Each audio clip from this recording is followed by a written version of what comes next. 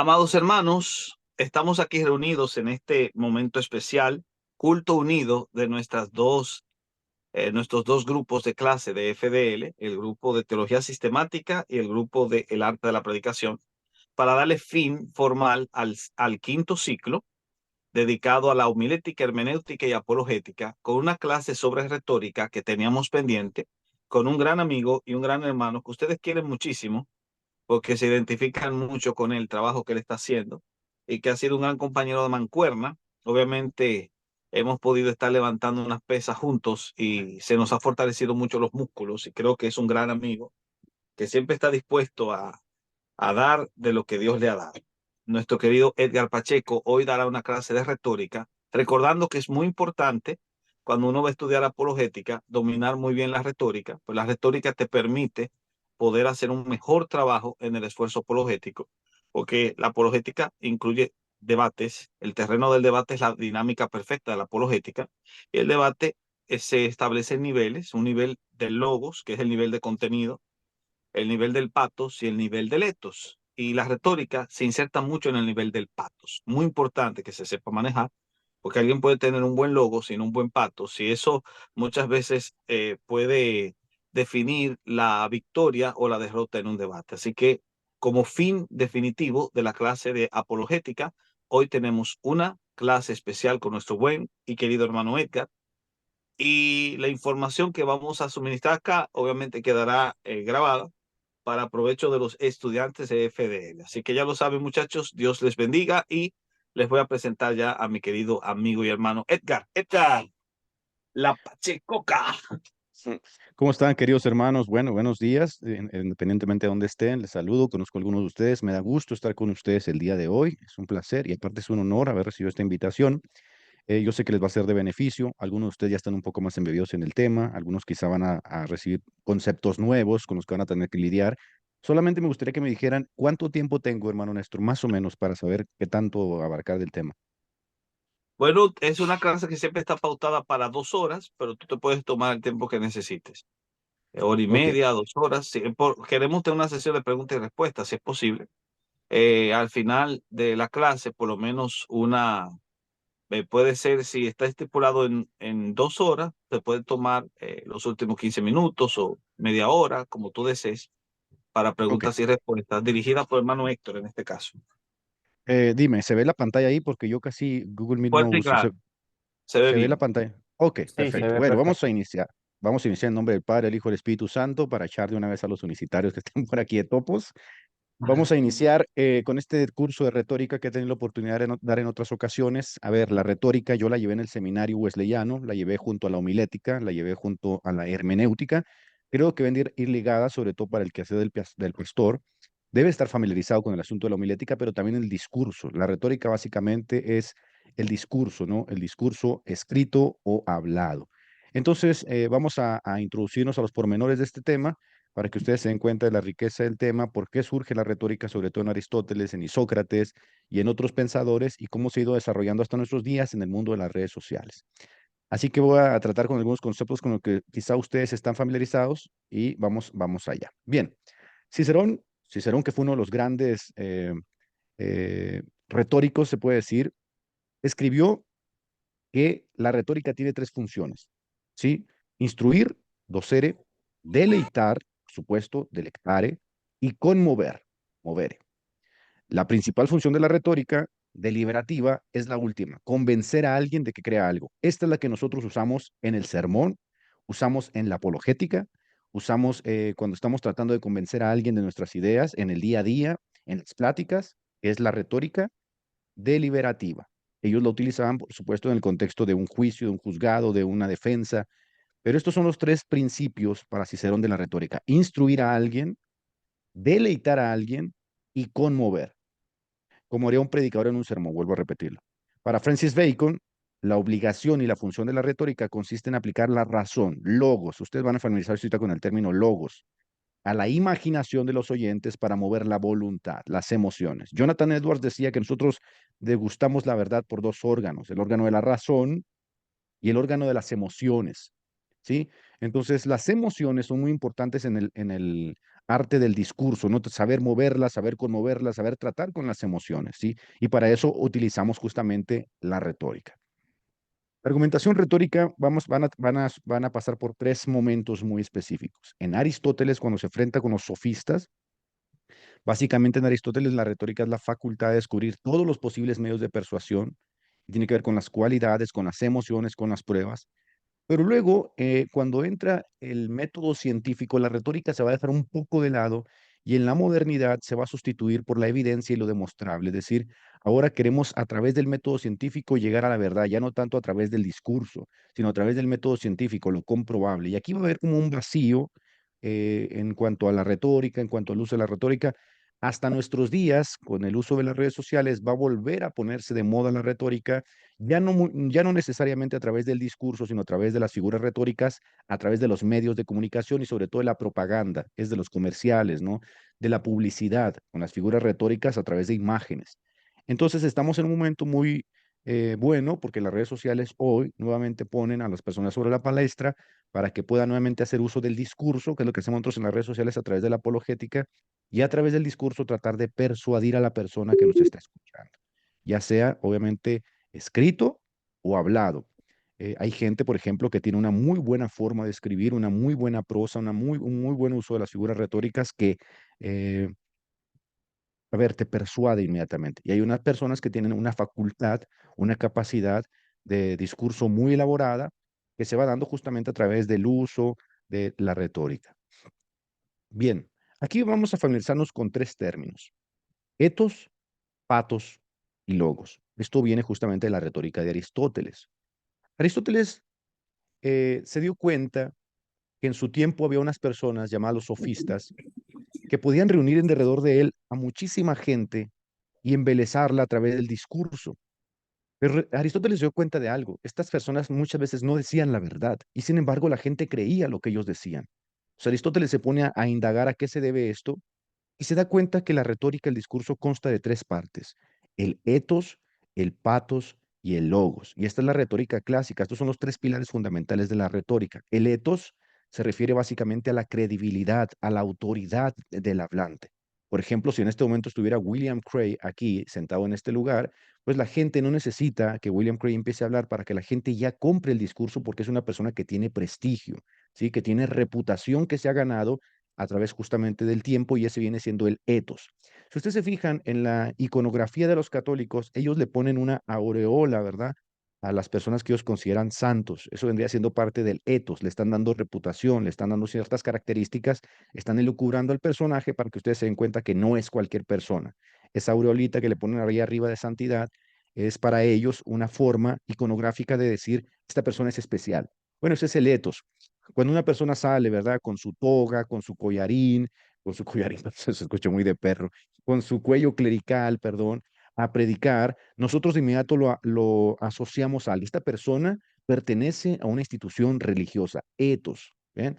En la retórica, el etos es muy importante porque el etos convence. Por ejemplo, cuando tú ves un comercial, ¿sí? ¿Qué carambas hace, por ejemplo, Cristiano Ronaldo vendiéndote un perfume? Bueno, pues esa es una figura retórica, están haciendo uso del etos. La persona ve a Cristiano Ronaldo y dice, es Cristiano Ronaldo, es el mejor futbolista del mundo, voy a comprar el perfume. Sin que te des cuenta, te persuadió no a través de logos, porque no te interesa de qué está hecho el perfume ni nada de eso, no a través a través del patos y del etos. Sí, perdón, te persuade a través del atos y del etos. Por ejemplo, hay agencias de automóviles que para venderte un automóvil no te dicen las descripciones específicas del automóvil, te lo ponen ahí brincando dunas, ¿verdad? Te lo ponen ranciándose ahí entre la tierra, entre el lodo y te dicen, mira, esta es una camioneta espectacular. Bueno, te están tratando de persuadir a través del uso de la retórica, a través del etos y del patos, de las emociones y de la reputación que ellos tienen como agencia. El patos es la parte, aunque ustedes no lo crean, más importante de la retórica. Alguien dirá, no, la retórica tiene que ver con el logos, con el discurso, con lo intelectual. No, hermanos, no. Miren, la gran masa del pueblo no se compone ni de doctores, no se compone de eruditos. La gran masa del pueblo siempre está dirigida a través de las emociones. Por eso los políticos hacen uso no solo de la perorata, sino también del discurso demagógico para apuntar a las emociones. Dicen cosas que no van a cumplir, pero la gente, como es emocional y casi siempre está dirigida por sus emociones, va a comprar el discurso. Nosotros vamos a poner misiles en la frontera y vamos a acabar con estos. Y entonces la gente dice, sí, yo quiero, y se emociona, ¿no? O sea, el discurso nacional socialista que lo dominó, por ejemplo, espectacularmente, tanto Roosevelt como Churchill, como Hitler, van a darse cuenta que es un discurso netamente emocional, que tiene por fin persuadir a las personas a través de la emoción, compartir emociones, empatizar. Esta es la parte para Aristóteles más importante de la retórica. Quien no maneje el patos no maneja la retórica. Esto es muy difícil porque, a ver, tratar de mover las emociones cuando ni siquiera crees que son importantes las emociones, pues ya se acabó la retórica, ¿no? Hay gente que te va a decir, no, ese sermón está tratando de apelar a las emociones. Todos en algún momento siempre estamos tratando de apelar a las emociones porque somos seres emocionales. Cuando nosotros damos por hecho que toda la gente es intelectual y que toda la gente entiende lo que decimos, vamos a fallar en un punto de la retórica, en un pilar fundamental de la retórica clásica, que es el patos. Alguien de ustedes podrá decir, bueno, y entonces, ¿dónde queda el logos, el intelecto, la verdad, la dialéctica, el silogismo? Bueno, tristemente, como somos seres emocionales, el logos tiene que ir acompañado del patos y del etos, pero lo más importante es el patos, dominar el patos. En la película de Interestelar, no sé si ustedes la vieron, hay un robotcito con, ahí, con unos brazos que camina y en una parte de la película están haciendo como unos chistes y el robotcito se pone muy ahí, muy chistoso y le preguntan por qué. Y le dice, bueno, me programaron así porque trabajo con seres emocionales. No puedo ser 100% veraz porque lastimaría a las personas. Eso es muy cierto. Entonces, ser 100% intelectual, sin tener en cuenta las emociones o el etos o esto, no va a tener tanta eficacia como el etos, el patos y el logos. Entonces, el logos se centra en el uso de la lógica y la razón para respaldar un argumento. Aquí entramos con el silogismo, con la dialéctica, una forma lógica de tratar con los argumentos. Pero estos elementos trabajan en conjunto para persuadir de manera efectiva a través del discurso. Bueno, ya habiendo tenido estas tres cosas que ahorita las vamos a analizar, vamos a pasar a las figuras retóricas. Las figuras retóricas para escribir y para hablar. Hay gente que en su discurso, si ustedes se fijan, tiene un vocabulario muy amplio. Hay gente que tiene un discurso más parco, es decir, más limitado. Para tratar de dar conceptos no tiene las palabras necesarias, no sabe qué decir, y entonces cuando está predicando se le acabaron las palabras, o tiene que recurrir a las muletillas, ajá, por eso, y empieza a sostener su discurso en muletillas porque ya no sabe qué decir. Es repetitivo, es monótono, en el discurso es como un helicóptero, ¿no? Que está dando vueltas que nunca puede aterrizar. ¿Por qué? Porque le faltan palabras, las palabras se le acabaron, su vocabulario es muy parco, ¿no? Y al ser tan parco, pues no tiene de dónde echar mano. Y nosotros, obviamente, pues la filosofía que es fruto de la razón, la elucubración también del lenguaje ayuda justamente en este embelezar el discurso. Las figuras retóricas van a ser un apoyo para esto. Las figuras retóricas son herramientas lingüísticas que embellecen el discurso. Vayan ustedes a leer el libro de Septem Verba de mi hermano Néstor y se van a dar cuenta cómo echa mano de tantas figuras retóricas muy lindas en esa prosa justamente para embellecer el discurso, forma poética para convencerte, para persuadirte. Bueno, ¿lo logra? Sí, lo logra. Y mucha gente sabe hacer uso justamente de las figuras retóricas. Ahora, estudiar las figuras retóricas nos llevaría bastante tiempo. Voy a abordar solamente unas en esta clase, pero ustedes deben de saber que las figuras retóricas que también las van a estudiar, yo creo en las clases que están tomando, son muy importantes, desde la metáfora, la hipérbole, la anáfora, la antítesis. De hecho, la Biblia está llena de ellas, ¿no? Entonces, por ejemplo, cuando dice, eh, si tu ojo te es ocasión de pecar, pues sácalo, ¿no? Pues esa es una figura retórica, está haciendo uso de una figura retórica. Si escribiéramos todas las cosas que Jesucristo hizo, no nos alcanzarían los libros para escribir todas las, bueno, es otra figura retórica, es una hipérbole, y etcétera. La Biblia está llena de figuras retóricas que tienen por fin persuadir y embellecer. Estas figuras van a añadir profundidad, poder expresivo al mensaje, captando la atención de la audiencia y enfatizando puntos claves de manera memorable. Por ejemplo, cuando digo tú eres un simp, ¿verdad? O cuando digo estoy sad, o estoy usando figuras que se utilizan hoy en nuestros días, porque es muy probable que figuras de antaño, arcaísmos, cosas que ya no se utilizan, las quiera traer a colación, la gente así de qué está hablando, ¿no? Entonces, conocer la forma de comunicar el lenguaje tratando de persuadir es muy importante, ¿no? Ustedes saben cómo hablan los millennials, cómo hablan los centennials, cómo han acuñado nuevos términos que sintetizan algunas ideas, la palabra meme, por ejemplo. Entonces, este tipo de cosas forman parte justamente de figuras retóricas, aunque no clásicas, pero sí figuras retóricas que intentan persuadir, que intentan sintetizar, que intentan añadir profundidad al discurso.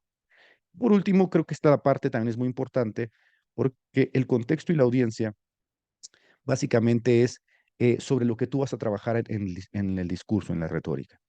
Por ejemplo, ustedes se dan cuenta en el libro de los Hechos, en el capítulo 2, dice que hubo un viento recio que entró, que soplaba, ¿no? Y entonces la gente se aproxima y dice, ¿qué está pasando? Y ahí Pedro se levanta y aprovecha el momento. Aquí tenemos un contexto y una audiencia específica. ¿De qué va a hablar Pedro?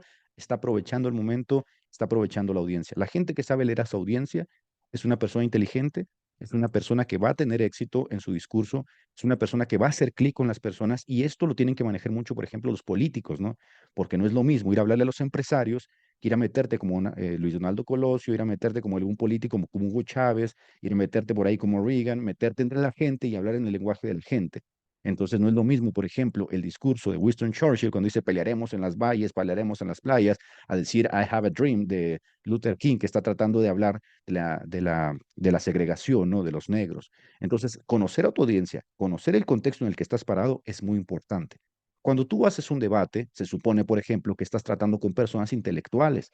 El contexto de tu audiencia es un contexto intelectual que va a sopesar los argumentos, que va a dirimir, que va a limitar, que va a discriminar objetivamente qué está bien, qué está mal. Pues tu discurso tiene que ser elaborado, tiene que ser profundo, tiene que añadir, por supuesto, riqueza argumentativa, logos, patos, etos. Pero si yo voy a la calle, a predicar en un sermón, bueno, mi discurso tiene que cambiar, tiene que ser sencillo, tiene que valerse ciertos elementos culturales, ¿no? Ciertos elementos que sean propios de la zona en la que estoy parado, tratar de empatizar con la gente. Esto es muy importante y este es un aspecto fundamental de la retórica porque al considerar el contexto y la audiencia a la que te estás dirigiendo vas a tener un discurso mucho más eficaz y esto viene obviamente en la retórica clásica de, de Aristóteles. Ahorita vamos a ver algunos ejemplos de todo esto. Bien, este libro de Sam Laird, Me hablas a mí, que es un libro que tiene que ver con la retórica, que se lo recomiendo, es sencillo, pero está muy ad hoc con lo que estamos viendo hoy en día. Dice lo siguiente, la comunicación persuasiva ya no es territorio acotado de profesionales, aunque la mayoría de las empresas publicistas hacen uso de las figuras retóricas para venderte cosas, las redes sociales han venido a cambiar totalmente el panorama. Si ustedes se fijan, hoy quien vende las cosas son los TikTokers, ¿no?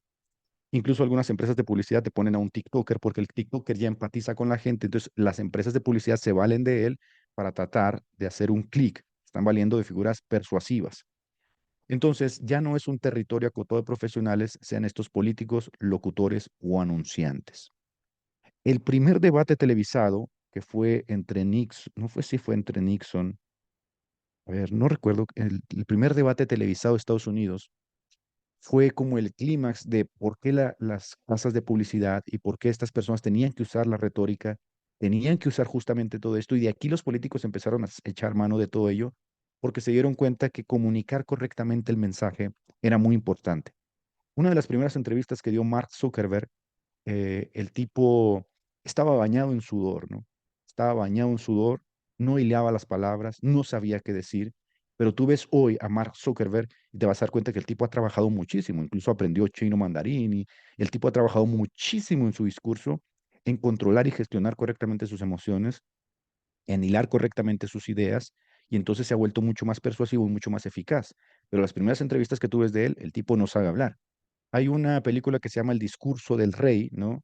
Es una película que tiene que ver con la retórica de un hombre que no se le da el hablar, en el contexto de Inglaterra, el rey de Inglaterra no se le da el hablar ante el público, y entonces empieza a tomar clases de retórica y te vas a dar cuenta de toda la evolución que el tipo tiene para poder dar 3 palabras en un micrófono.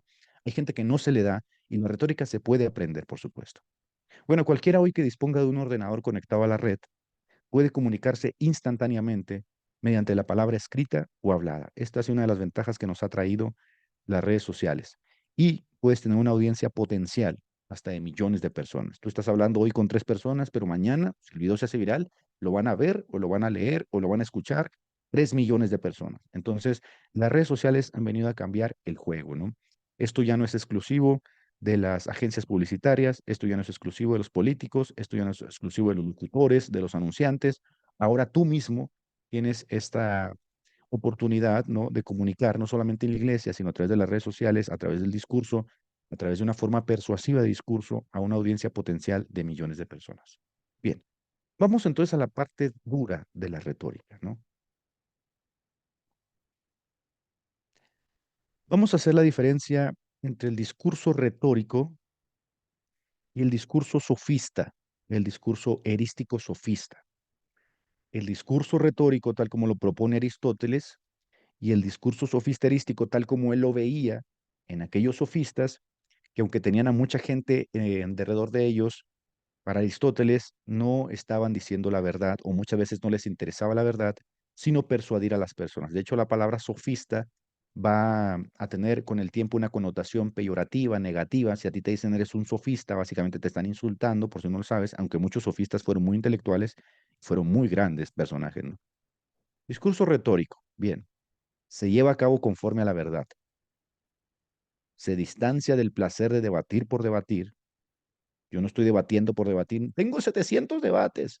Ahí hay una suerte de placer por debatir. El discurso retórico no, está buscando la verdad. El debate requiere, obviamente, precisión. El debate requiere, por supuesto, preparación, porque vas a discriminar entre cuestiones, objetivamente se supone, ¿no? Entre cuestiones que para ti son muy importantes. Entonces, el debate se va a apoyar de silogismos inductivos y deductivos como criterios para establecer el discurso. Miren, mi último debate, que ustedes pueden ir a verlo, sobre el dogma de la Inmaculada Concepción, yo abrí mi debate con un silogismo, ¿sí? Una premisa mayor, una premisa menor y una conclusión, silogismo clásico. Y luego a través del discurso trato de persuadir o defender ese silogismo, que para mí es verdad, a través de los elementos que tengo, ¿no? A mi favor. Pero el discurso sofista erístico es distinto. Se lleva a cabo sin distinción del oyente, es el placer de debatir por debatir, es el arte de tener la razón, no estás buscando la verdad, no te interesa la verdad, tu ego es demasiado grande, tu narcisismo teológico es demasiado grande, tu narcisismo intelectual es demasiado grande, y entonces aquí es un pleito. Tú quieres a toda costa tener la razón y no te importa utilizar cualquier estratagema que esté a tu alcance para tener la razón. Todos en algún momento podemos caer en esto. Y por eso los vicios de la retórica deben irse depurando, ¿no? Porque por supuesto que tiene vicios y vamos a ver algunos elementos de ello. Platón, por ejemplo, acusa a los sofistas de no ser filósofos, ya que su enseñanza solo tiene, dice Platón, un valor conceptual, vago. No busca la verdad, buscan pleitear, buscan debatir por debatir, buscan siempre ellos ser el centro de atención, de manera que ellos incluso cobran para enseñar este arte discursivo. Aquí vamos a entrar a una parte muy importante. Schopenhauer escribe un libro que se llama El arte de tener la razón, donde nos enseña las estratagemas que se utilizan en los debates. Las estratagemas básicamente son engaños, pueden ser engaños, para ganar un discurso, para tener la razón, ¿sí?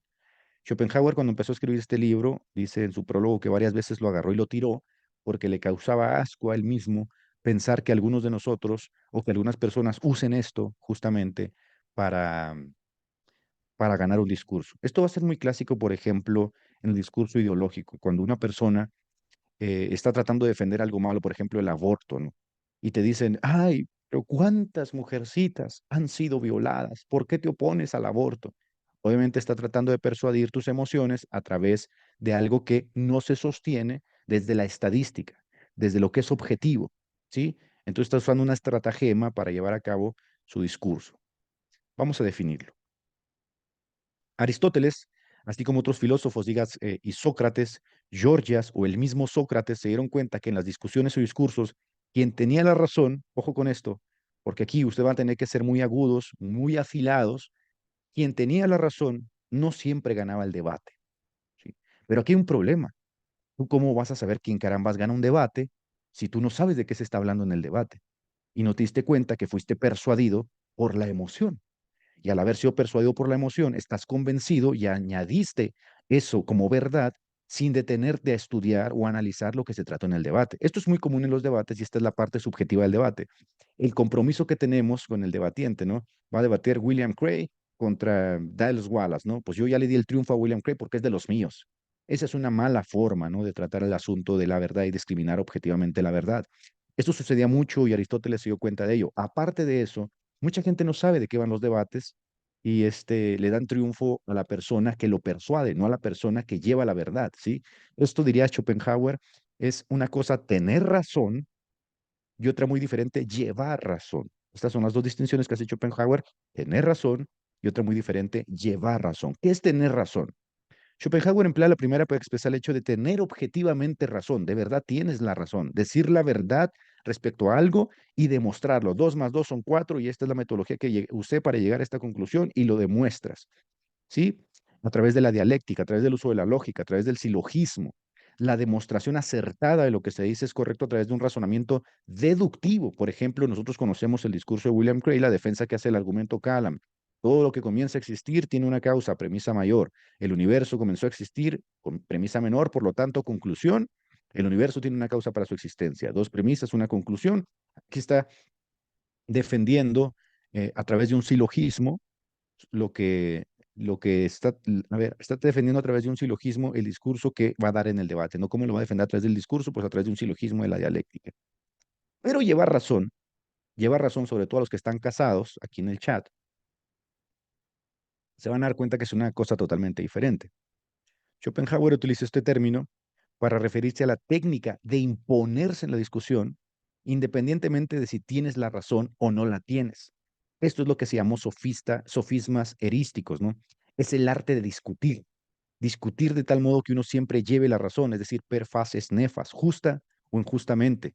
Es a estos a los que se opone Aristóteles, que en muchas ocasiones se les llamó sofistas, ¿no? Los que están casados, digo, porque muchas veces las mujeres tienen ganas de discutir, y es así, no tienen ganas de discutir, y aunque tú tengas la razón, en algún momento dices, bueno, ya, tú tienes la razón, hombre. ¿Por qué? Porque quieren tener la razón, y esto es muy común en algún matrimonio, que la mujer se impone a causa del chantaje, se impone a causa del imponer miedo, se impone, en los matrimonios es normal esto, ¿no? No hay una intención objetiva de decir, es que en esto estás equivocado, mira, por esto, por eso. No, aquí está llevar razón, como lo dice Schopenhauer. Bien, les voy a hacer una pregunta, creo que ya se la respondí, pero es básica en el asunto de la retórica. ¿Qué es lo que suele persuadirnos con más facilidad? Cuando ustedes abren un periódico, la parte principal del periódico, que es la primera plana, por lo general va a tener un encabezado, ¿no? Si es un periódico amarillista, pues el encabezado va a ser así muy chocante, muy bizarro, y lo va a tener una foto. ¿Qué está tratando de hacer el periódico? Que lo compres. Independientemente de todo lo que tiene el periódico adentro de información, la primera plana intenta persuadirte. ¿A través de qué? A través de las emociones, porque la primera plana no te va a dar exhaustivamente eh, el contexto de todo lo que te está hablando. Te está tratando de persuadir. Y si tú vas por ahí a un barrio loco, pues te van a vender un periódico amarillista. Aquí en México hay un periódico sumamente amarillista que se llama El Peso, donde literalmente las primeras portadas son gente descabezada o cosas de esas, y la gente, a ver, morbosa lo compra que es persuadida, ¿no? Por lo que ve, la primera cuestión que ve, lo persuade.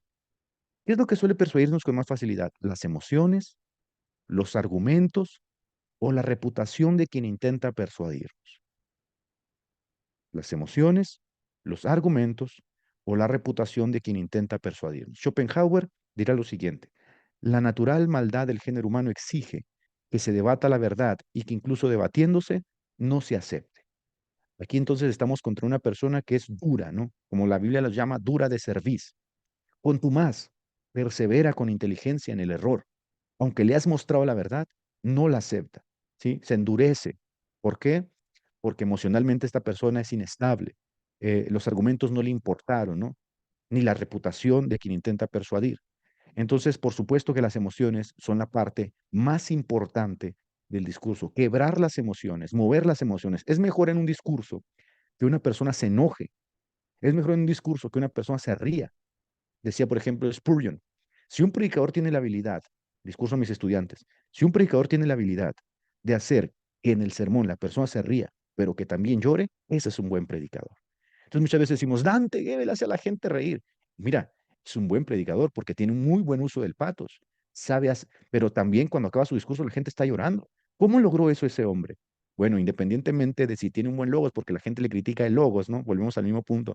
Pero a ver, su homilética es muy mala, no predica exegéticamente, no predica un punto. Es verdad, pero es que la retórica no solamente es el logos. La retórica se compone, por lo menos clásicamente, de estos tres pilares que son el patos, el etos y el logos. Y en el asunto del patos, este señor te hace reír y te hace llorar.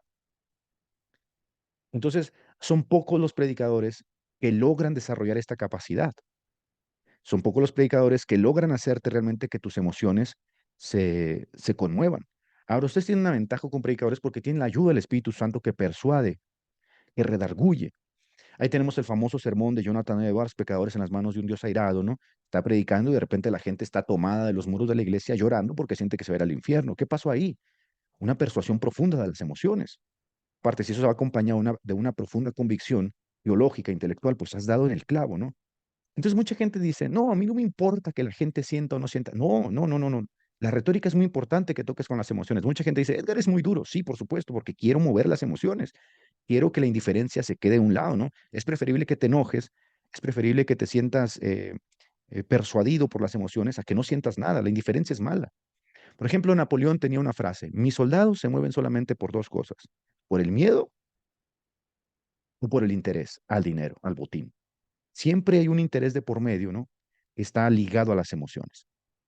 Y si ustedes se dan cuenta, las agencias publicitarias están tratando de persuadirte justamente a través de letos, ¿no? Por ejemplo, acá en la parte izquierda de arriba tenemos a un futbolista muy famoso llamado Hugo Sánchez vendiéndote una pasta de dientes, ¿no? La gente lo ve y dice, bueno, es Hugo Sánchez. Vas al súper y ya no sabes que fuiste persuadido por la emoción de este personaje. Y acá en la parte derecha tenemos a Luis Miguel vendiéndote comida de Uber Eats, ¿no? ¿Qué tiene que ver Luis Miguel con la comida? Él es un cantante, no está en su rama, no está en su nicho, pero obviamente las casas de publicidad saben la forma de persuadir al ser humano, ¿no? Si una persona está enamoradísima de Luis Miguel, entonces cuando vea en su app Uber Eats, se va obviamente a asociar a Luis Miguel. Igual sucede con acá Pantene, no sé quién es esta muchachita acá pues Selena Gómez, y este de acá pues es Michael Jackson, ¿no? Retórica, totalmente retórico todo. Todos estamos participando de la retórica constantemente todos los días. Ahora vamos aquí a la parte sustancial de lo que les dije, etos, patos y logos. Jonathan Edwards decía, las emociones son las actuaciones enérgicas e intensas de las inclinaciones y la voluntad del alma. En su libro acerca de las emociones, ¿no? Aunque la mayoría afirme que son los datos, las evidencias, lo que inclina su voluntad hacia un lado u otro en la toma de decisiones, en realidad son las emociones, las que lo logran, a las que Aristóteles denominó patos, las emociones.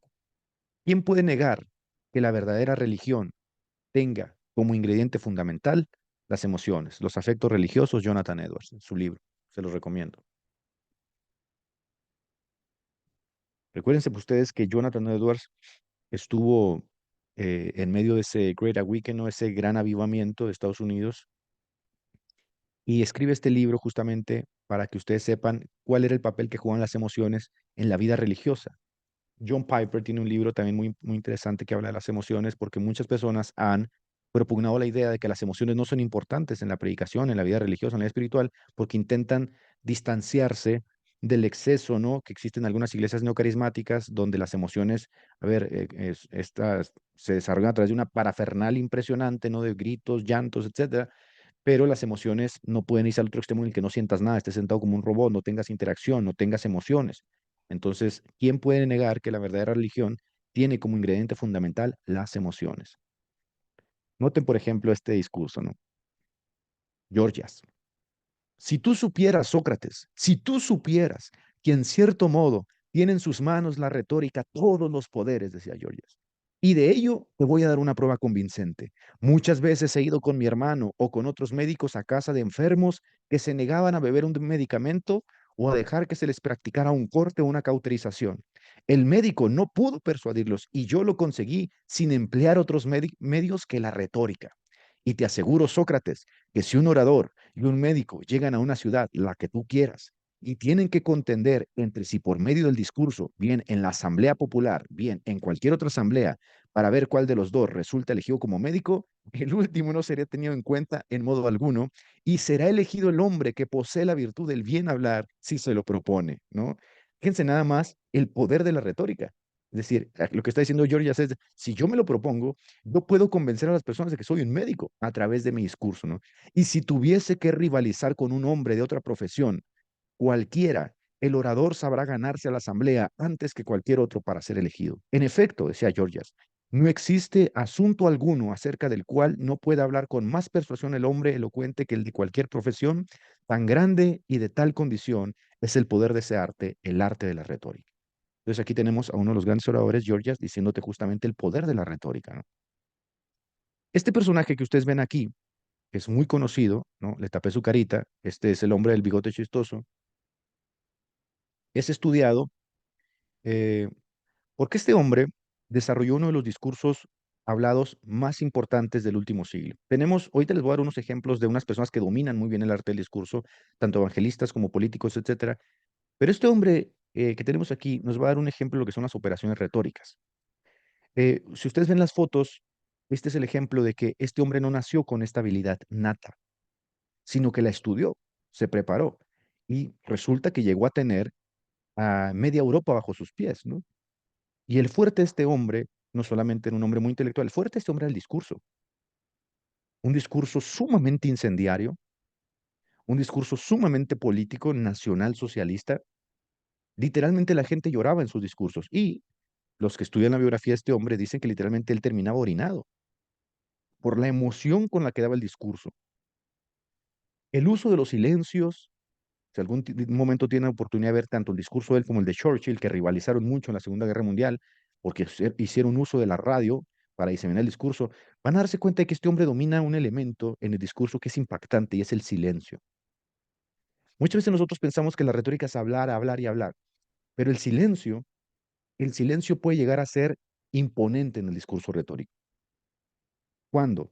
Cuando la gente está en un clímax, en un crescendo de emociones y de repente llega un silencio y los dejas como en suspenso, que utilizan mucho, por ejemplo, cuando viene el tiburón, ¿no? En la clásica película el tiburón, los violines. Tin, tin, tin, tin, tin, tin, tin, tin, tin, tin.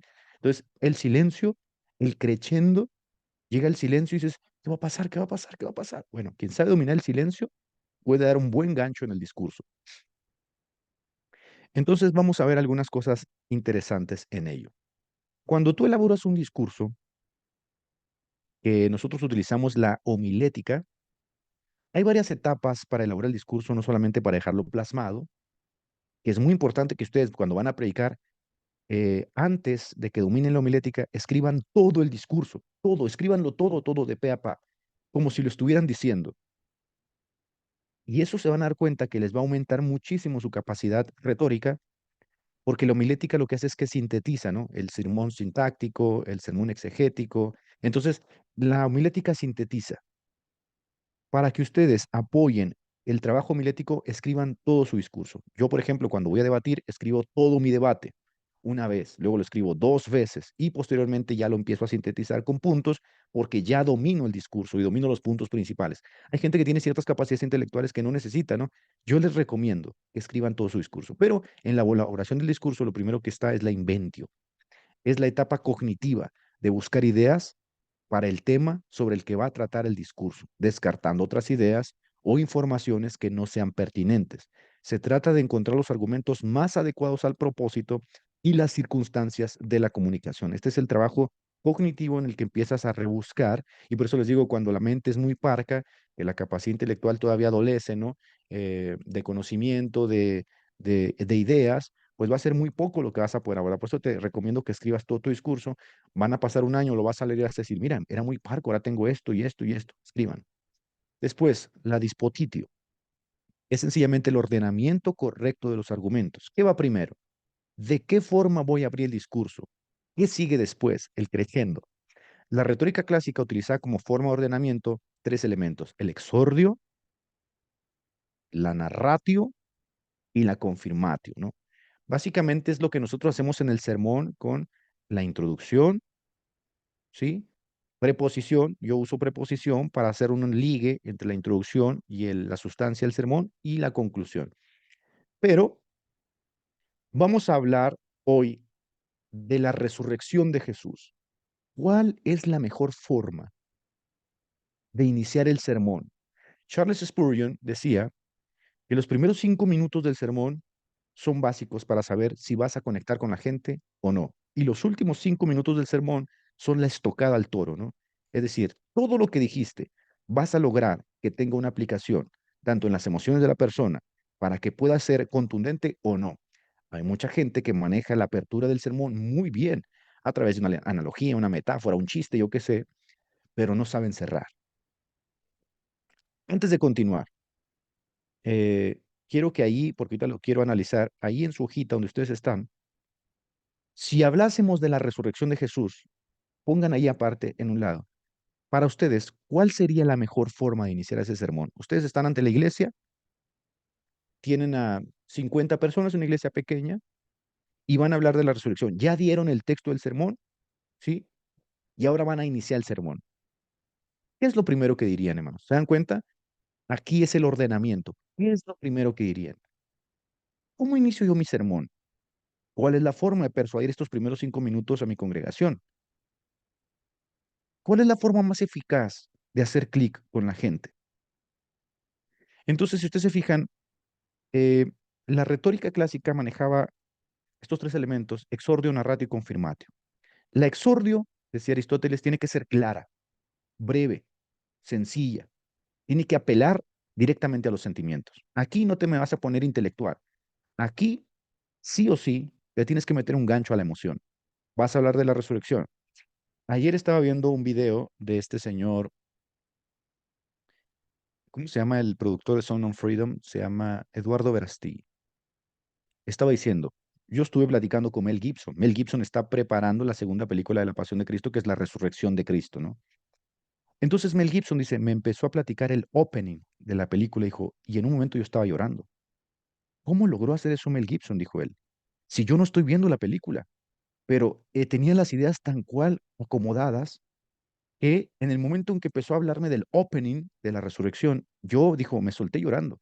No les puedo decir qué me dijo, porque obviamente es una película que está en producción, pero ¿cómo iniciarían ustedes el sermón, hermanos? ¿Lo iniciarían con una voz alta? Hermanos, quiero que ustedes sepan, ¿no? Muy elocuente, muy ecuánime, muy dominicano. ¿O lo iniciarían apelando a la emoción? Esta noche, después de 3 días muerto, el Señor se levanta. ¿Cómo iniciarían ustedes el sermón? ¿Se dan cuenta? Apelar a la emoción es muy importante porque después de eso ya captaron la atención de la persona. Probablemente los van a tener captados los próximos 10 minutos y luego van a tener que apelar otra vez a la emoción para que no se pierdan. ¿Cómo lo harían? Bien, la narración. Después de que ya apelaron a la emoción y ganaron los primeros 5 minutos donde ganaron a la gente, viene la narración, la sustancia, la chuleta del sermón, ¿no? Tiene que ser sucinta, sin digresión, clara, verosímil y estimulante. Es decir, cuando digo estimulante, haces uso del discurso, hay personas que tienen un discurso muy monótono, hay personas que tienen un discurso, la voz nunca cambia, nunca se mueve, ellos mismos no están emocionados, parece que ellos mismos no están convencidos.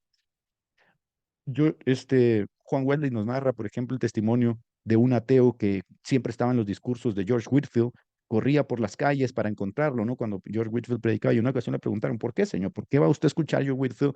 Usted es ateo, usted no cree lo que él dice. Y él decía, sí, pero él sí lo cree.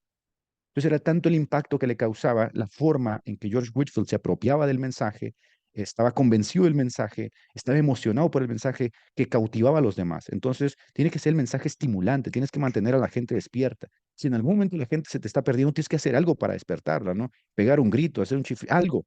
¿Por qué? Porque estás haciendo uso justamente de los elementos discursivos. Y por último, la confirmación, el cierre. Esta parte es igual de importante que el inicio. ¿Por qué? Porque en el cierre todo lo que dijiste vas a demostrar que es verdad. Tienes que, como decía Spurgeon, dar la estocada final. Aquí puedes hacer una sintetización. Yo cuando estoy debatiendo, yo cierro con una sintetización de mis ideas para recordar, ¿no? Porque estoy haciendo un debate apologético. Pero en el sermón puedes usar muchos elementos. Yo les preguntaría, ustedes estuvieron hablando de la resurrección. Bueno, el clímax de la resurrección es que Jesús se levantó de los muertos, pero ¿cuál es el fin de la resurrección? ¿Cómo cierras el sermón de la resurrección? ¿Qué dices para cerrar el sermón de la resurrección?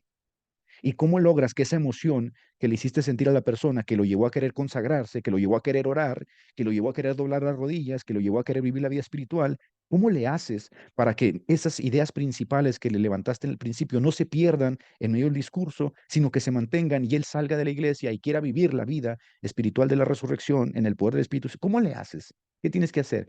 Y ustedes se van a dar cuenta el por qué es necesario que los pastores no solamente aprendan homilética, sino aprendan retórica. Bien. Elocución. La elocución es la potenciación expresiva de los elementos. Aquí, a mí me gusta mucho, por ejemplo, los predicadores. de habla inglesa porque el inglés es muy flemático, ¿no? Comunica ideas de una forma muy flemática. Parece que el español es muy poético, ¿no? La lengua de Cervantes. Entonces, aquí hay que entender algo. Como el español es muy poético, es una lengua romántica, el inglés es muy flemático, las lenguas anglosajonas, de raíz anglosajón, las lenguas incluso, la lengua alemana, ¿no? Son muy flemáticas, te dicen muy poco con alguna cosa que dicen. Por ejemplo, vayan ustedes a escuchar el sermón de este señor, Luke Hay se llama, Jesus is my King. Vayan, escúchenlo. O sea, ese sermón, ese extracto dura 15 minutos y te pone a llorar. Es decir, si pudiera se los ponía ahorita, se los voy a buscar y se los prometo que se los pongo ahorita para que ustedes se den cuenta el poder incluso del candor, ¿no? De la voz. Pero bueno, como nosotros vamos a utilizar nuestra voz para comunicar el discurso, la elocución es justamente la forma correcta de colocar ese discurso en palabras. Es la potenciación expresiva, porque si vas a hablar de la resurrección, hermanos, Jesús resucitó, hermanos. Y no es lo mismo que decir, después de estar 3 días y 3 noches, ¿no? Jesús se levantó. Entonces, ponerle esa expresión, esa motivación al discurso, obviamente cambia muchísimo el discurso y la elocución lleva a la selección de un lenguaje elegante también. No confundir con pedantería, ¿no? Quererte hacer el cancherito, el guapito, el intelectual, ¿no? No, un lenguaje correcto, por tanto persuasivo. Busca sobre todo evitar los barbarismos. Por ejemplo, cuando digo, pero qué carambas, bueno, pues eso es un barbarismo, ¿no? Busca en el discurso evitar los barbarismos, los solecismos, aquellas imprecisiones del lenguaje que pervierten el discurso. Es por tanto el embellecimiento de tu discurso. Por eso les digo, escriban todo, hermanos, escriban todo, pásenselo a alguien para que detecte los errores ortográficos, para que detecte las palabras mal escritas. Siempre tengan a alguien con el cual retroalimentarse. Este es mi sermón del día de ayer y son 3 páginas, léelas. Ok. En el lenguaje corporal hay que evitar la conducta simiesca. ¿Qué es la conducta simiesca, hermanos? En retórica, por ejemplo, cuando hablamos de conducta simiesca, son como las muletillas que nosotros tenemos en el lenguaje, los tenemos corporalmente, el lenguaje corporal. Vayan ustedes a ver a Slavoj Zizek. De hecho, yo siempre, cuando doy este tema de la retórica, yo siempre les aconsejo ver el debate entre Slavoj Zizek y Jordan Peterson. Jordan Peterson es una de las personas que domina el arte de la retórica a niveles impresionantes, pero Slavoj Zizek es una de las personas que adolece terriblemente tanto de etos como de patos, pero aparte tiene una conducta simiesca impresionante. Siempre que está hablando se está jalando la playera, agarrándose la nariz, soplando, moviéndose la de esta, no puede estar quieto. Y este tipo de conductas simiescas obviamente llega un momento donde que pervierten a la persona, ¿no? O sea, pervierten el lenguaje, pervierten la comunicación. Vayan a ver a Slavoj Zizek y vayan a ver a Jordan Peterson y se van a dar cuenta de eso. Peterson tiene un dominio de sus emociones impresionante, tiene un dominio también de su persona y de su lenguaje corporal, pero aparte de eso no es pedante. Es decir, hay personas que se ven pedantes, ¿no? Porque en este dominio de las emociones y en este dominio del lenguaje corporal parece que transmiten una pedantería, una superioridad. Entonces es importante que nosotros podamos entender este tipo de cosas porque cuando tú estás predicando un sermón, no es lo mismo estar siempre parado detrás del púlpito a estarte moviendo, ¿no? Como algunos pentecostales por todo el púlpito, ¿no? Y la gente tiene que estarte siguiendo siempre hasta donde te estás moviendo. Todo eso es importante tenerlo en cuenta porque llega un momento donde la gente dice, ya me cansé, ¿no? O no es lo mismo estar a empezar un mensaje en un crescendo, empiezas leve, leve, leve y lo vas subiendo hasta el clímax, a empezar gritando desde el principio. Ya a los 20 minutos la gente ya está harta, ¿no? O sea, este tío que le baje el grito ya, ¿no? Ya me cansó. Está bien que está tratando de comunicar una idea de una forma muy expresiva, pero tiene 20 minutos gritando. Entonces, vamos a ver, por ejemplo, algunas formas incorrectas de hablar o de utilizar los términos. Por ejemplo, en vez de decir de acuerdo a, lo correcto es decir de acuerdo con. Es incorrecto decir en base a, lo correcto es decir con base en. Incorrecto sería en relación a, lo correcto es en relación con. Lo incorrecto es por el contrario, lo correcto es por lo contrario. Pero si se fijan, lo tenemos tan interiorizado y ya lo hablamos así. Entonces, para pulir y embellecer, tenemos que prepararnos. Bajo esa base, lo correcto es sobre esa base. Incorrecto, distinto a, lo correcto es distinto de. Lo incorrecto es bajo ese punto de vista. Bajo este punto de vista, lo correcto es desde este punto de vista. ¿Cómo pueden ustedes ampliar su conocimiento? Leyendo, por supuesto, leyendo y leyendo. Ahora vamos a la parte que les acabo de mencionar. la actio, la acción. La acción se ocupa de la declamación del discurso, prestando atención a la modulación de la voz y de los gestos que deben estar en consonancia con el contenido del discurso. Es decir, no solo estamos hablando con nuestras palabras, estamos hablando con nuestras expresiones, con nuestros silencios, con nuestros gestos, con nuestros movimientos, y debemos integrar todo eso de forma armoniosa y no afectada. Entonces, si ustedes se fijan aquí, este personaje que les acabo de poner está haciendo justamente uso de esos elementos histriónicos de actuación para tratar de ser mucho más persuasivo. Ahora, ¿por qué utilizamos a este personaje en la retórica? Porque es un máster en la retórica. Es una persona que se prepara, es una persona que echa mano justamente de este arte de la retórica y logra dominarla. ¿A quién le debe de interesar la retórica? A las personas que están al frente de una iglesia, a las personas que son asiduas a predicar, a las personas que son apologistas o debaten, a las personas que están en sus escuelas constantemente compartiendo algunas diapositivas o compartiendo alguna clase. Debe de preocupar la retórica, por supuesto. La memoria. Hay personas, hermanos, que tienen la capacidad de memorizar un discurso. Hay personas que no tienen esa capacidad. Hay personas que son, a ver, hay que hacer una distinción entre valiente y temerario. Hay personas que dicen, yo no necesito escribir nada porque a mí el espíritu me da todo. No, esa es una persona irresponsable, ¿no? Es una persona muy irresponsable, porque termina hablando de cualquier cosa en el sermón con la excusa de que el espíritu está hablando por él, ¿no? Entonces sí hay ciertos elementos que nosotros tenemos que echar mano y la memoria es uno de ellos. Ya sea memoria natural, aquí hablamos de cierta dote intelectual, no sé si tú tenías memoria de Savant, ¿no? O memoria fotográfica, o memoria artificiosa, la que se va construyendo. Si no posees la capacidad natural para la memorización, debe de usarse la mnemotécnica, es decir, la utilización de asociaciones, subrayados, acrósticos, flechas, colores, que te ayuden a depender lo menos posible del escrito o no dejar la impresión de que dependes totalmente del escrito. Voy a hablar de la resurrección. Bueno, en este punto yo quiero enfatizar. Aquí voy a poner una flecha roja que significa que voy a enfatizar. Entonces no necesito leerlo. Cuando llegue esa parte del discurso voy a ver la flecha roja y yo ya sé que ahí debo enfatizar y voy a levantar la voz. Todas estas cosas ustedes las pueden estudiar en su propia casa frente a un espejo grabándose para que ustedes se den cuenta en dónde están sus puntos débiles y en dónde están sus puntos fuertes. ¿Tienen una buena memoria? Bueno, no les va a ser difícil esto. ¿Tienen una mala memoria? Usen, echen mano de la mnemotécnica, utilizar flechas, utilizar mapas mentales, utilizar todo esto para poder desarrollar cada vez mejor una buena memoria, ¿no? En cuanto al aprendizaje. Ahora vamos a ver los tres componentes.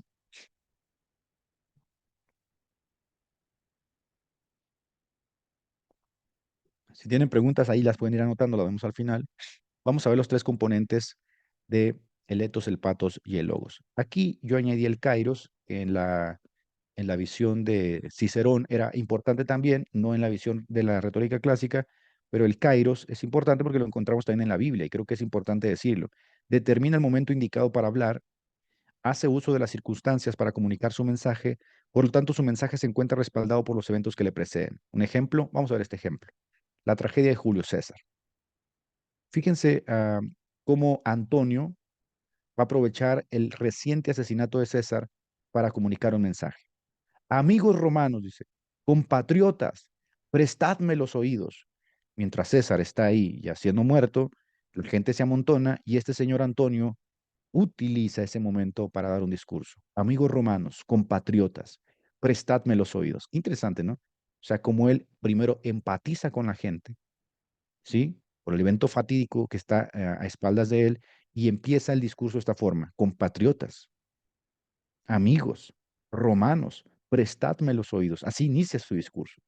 Ya con eso, obviamente, a mí me engancha, ¿no? ¿Qué va a hablar este hombre? ¿Qué va a decir? ¿Qué pasó? ¿Alguien va a tomar la palabra? Por supuesto, está haciendo uso del kairos, ¿no? El advenimiento del Espíritu Santo. Entonces Pedro, poniéndose en pie con los 11, alzó la voz y dijo, varones judíos, todos los que habitáis en Jerusalén, oíd mis palabras. Es exactamente lo mismo. Si ustedes se dan cuenta, el kairos. Hay gente que tiene una oportunidad de oro, ¿no? Como decían los romanos, dice, la diosa fortuna, decían los romanos, la diosa fortuna solamente pasa una vez en la vida. Entonces, hay gente que tiene la oportunidad y sabe aprovecharla. Este es mi momento. Y este momento lo aprovecho.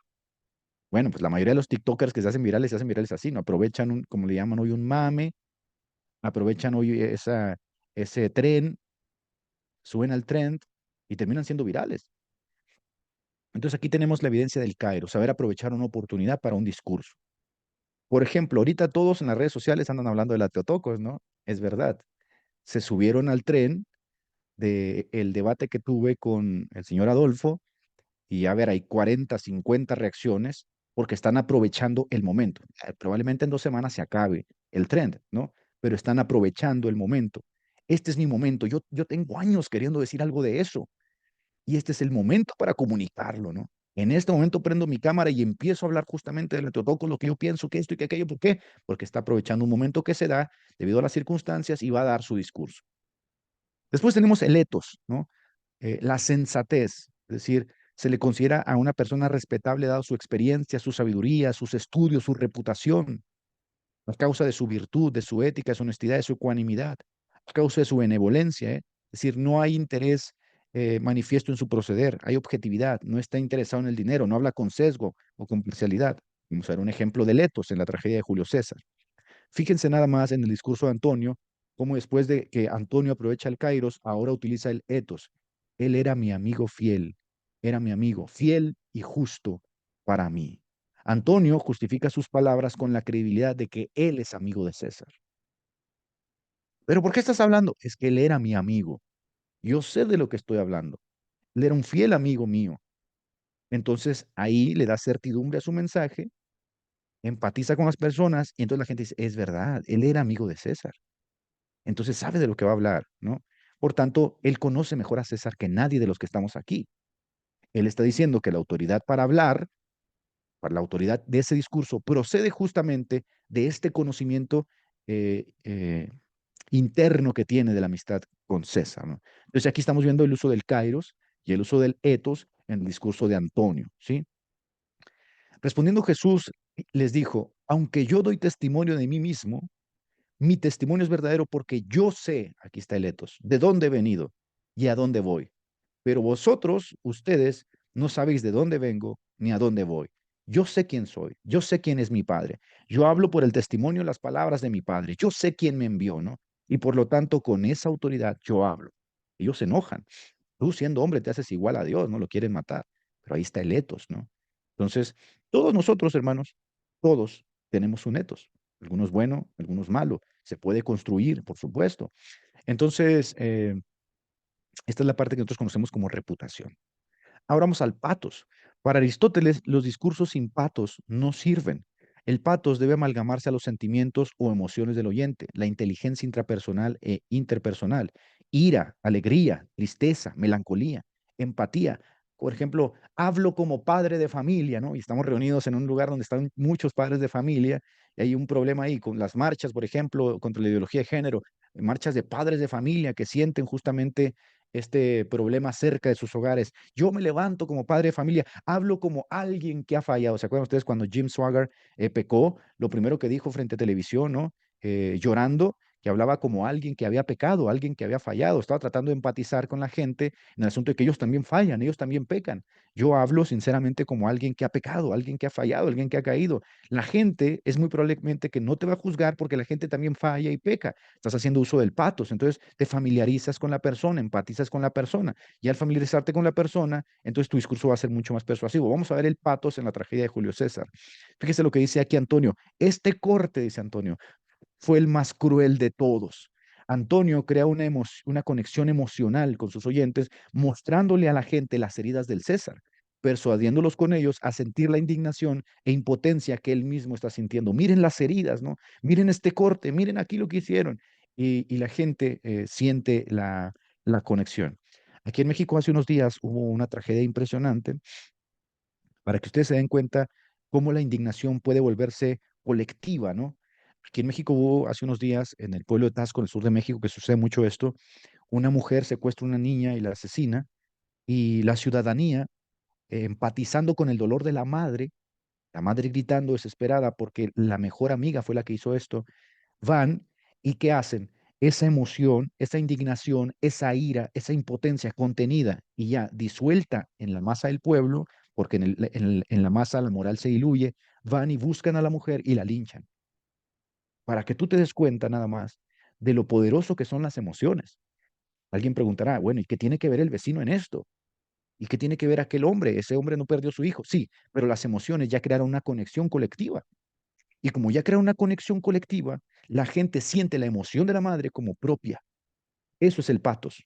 Lo que yo estoy sintiendo, quiero que tú lo sientas. Si yo estoy predicando la resurrección y me siento muy alegre, quiero que tú sientas la alegría. ¿Y cómo lo vas a lograr? Pues por eso la retórica. Tienes que tener la habilidad de hacer que ellos sientan eso.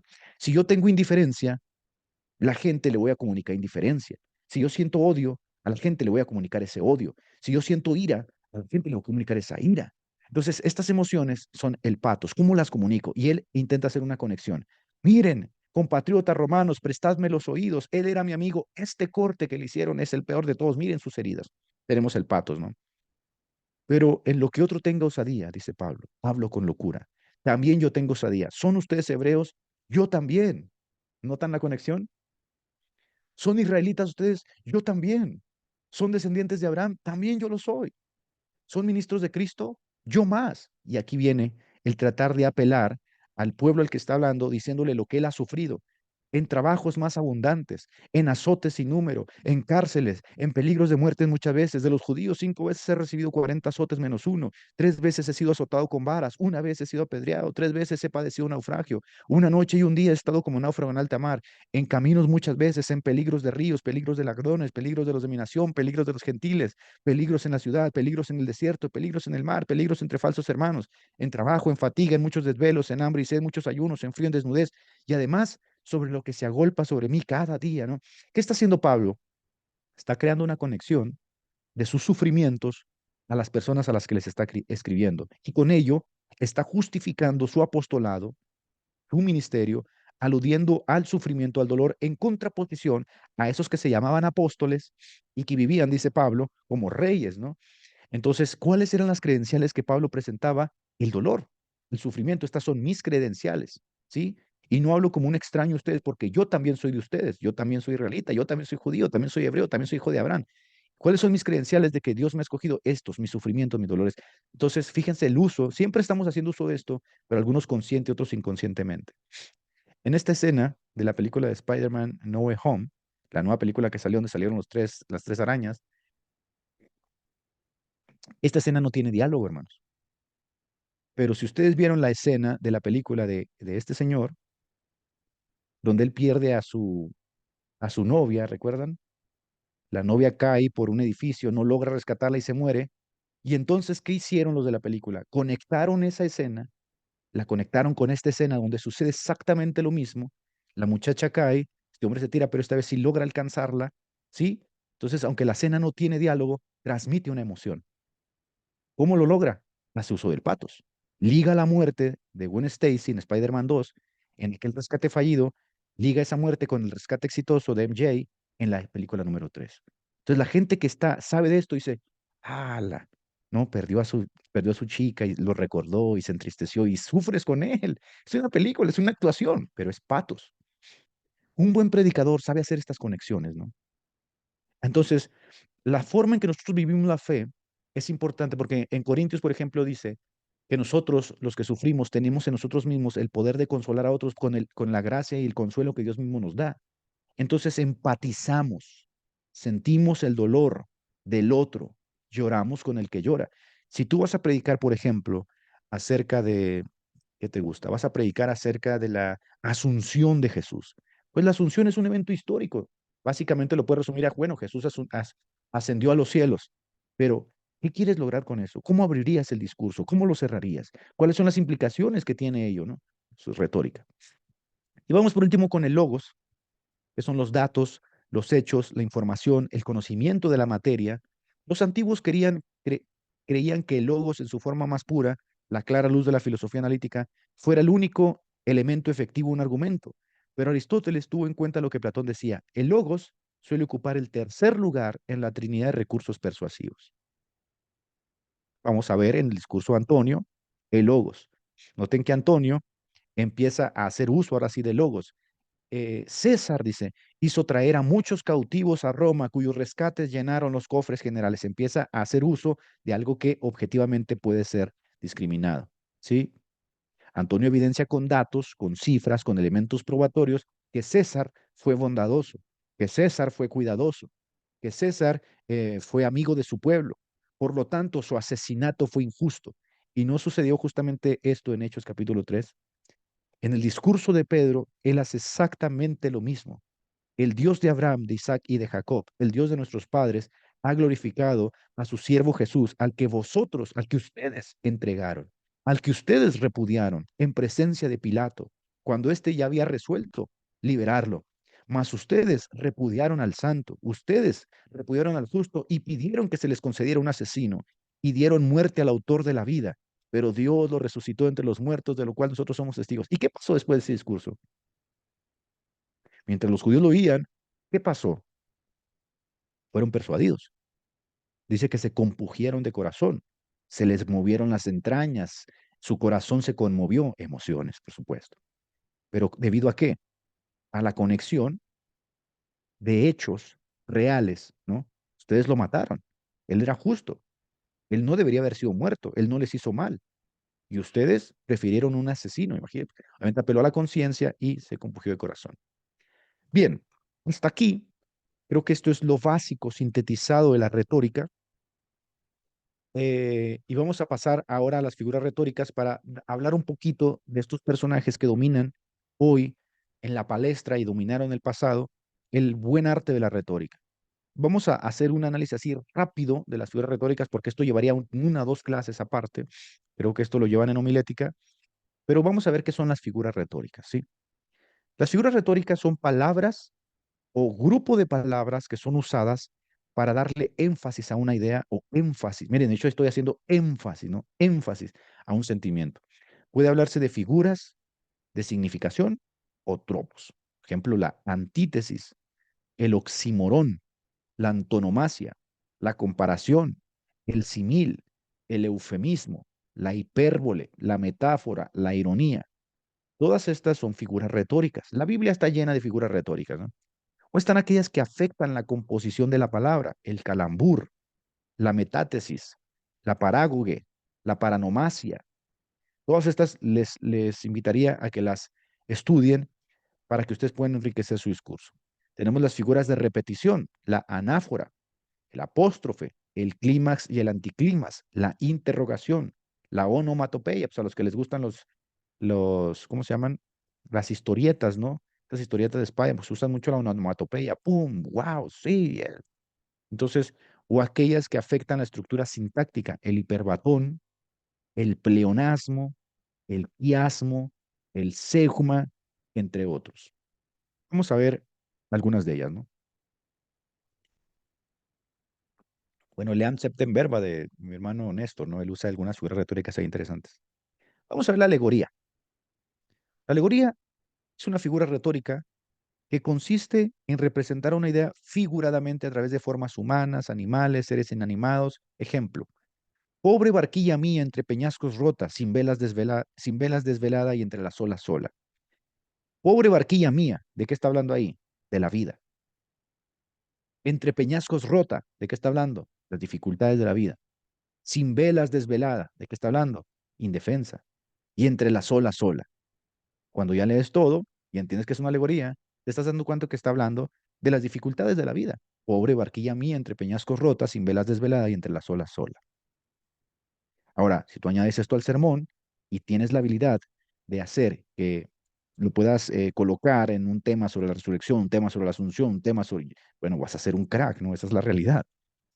La literación. La literación es una figura retórica que consiste en repetir o combinar varios sonidos a lo largo de una misma frase. Su objetivo es conseguir un efecto lírico sonoro. En el silencio solo se escuchaba un susurro de abejas que sonaba. ¿Se dan cuenta? En el silencio solo se escuchaba un susurro de abejas que sonaba. Bueno, en mi libro Huyendo de Dios, que aprovecho para hacerle publicidad, también uso bastantes figuras retóricas en el asunto de cómo yo caí, lo narro a través justamente de metáforas, lo narro a través de una prosa, para no hacerlo tan chocante, ¿no? Uso mucho, por ejemplo, que estuve en un mercado, que ahí me encontré un profeta, y si ustedes lo leen se van a dar cuenta de que hay muchas figuras retóricas en donde la gente, aunque sabe que eso no sucedió, es decir, que yo en realidad no estuve en un mercado, que en realidad no había ningún profeta, la gente hace clic, dice, ah, ya entiendo lo que quiere decir, está tratando de emular, está tratando de colocar esta idea aquí, aquí, aquí. Bien, el símil o la comparación. A ver, es una figura retórica que consiste en establecer una relación explícita entre un término real y un alegórico imaginario de cualidades análogas. Esta comparación está marcada típicamente por medio de cómo, cuál, qué o se asemeja a. El amigo verdadero ha de ser como, ¿se fijan? Que hay un símil, la sangre. El amigo verdadero ha de ser como la sangre, que siempre acude a la herida sin esperar que la llamen. Es una locura, pero es lindo, es poético, eh, tú lo lees y dices, bueno, no, los amigos no son sangre, pero entiendes, ¿no? El símil, entiendes la comparación, de hecho te crea un clic, ¿no? Como el ave sin aviso o como el pez viene a dar al reclamo o al anzuelo. O sea, hace un símil otra vez, una comparación, es una figura retórica. Decir, mano, pero es que esto es de la poesía. No, mano, esto no es nada más de la poesía, ¿no? Ni de la prosa. Si tú sabes usar esto en tus discursos, vas a ser muy, muy elocuente, ¿no? El eufemismo, y no la conoció, ¿no? Hasta que dio luz a su hijo y le puso por nombre Jesús. Bueno, conoció ahí, muy clásico, es un eufemismo. Cubrió sus pies, ¿no? Cuando dice ahí cubrió sus pies, otro eufemismo. El eufemismo es una figura retórica que consiste en sustituir un término o frase que tiene connotaciones desagradables o intenta disimular la vulgaridad o crudeza mediante el uso de otras palabras menos ofensivas. Es un instrumento que refuerza la doble moral y sirve como atenuador de prejuicios. Hay gente que es muy sensible y para que no sea tan gráfico lo que va a leer, ¿no? Se ponen eufemismos para taparlo. Una mujer de color, es un eufemismo, ¿no? Una mujer de raza negra, así le dicen hoy, una mujer de color. Una persona ¿de color? ¿De cuál color?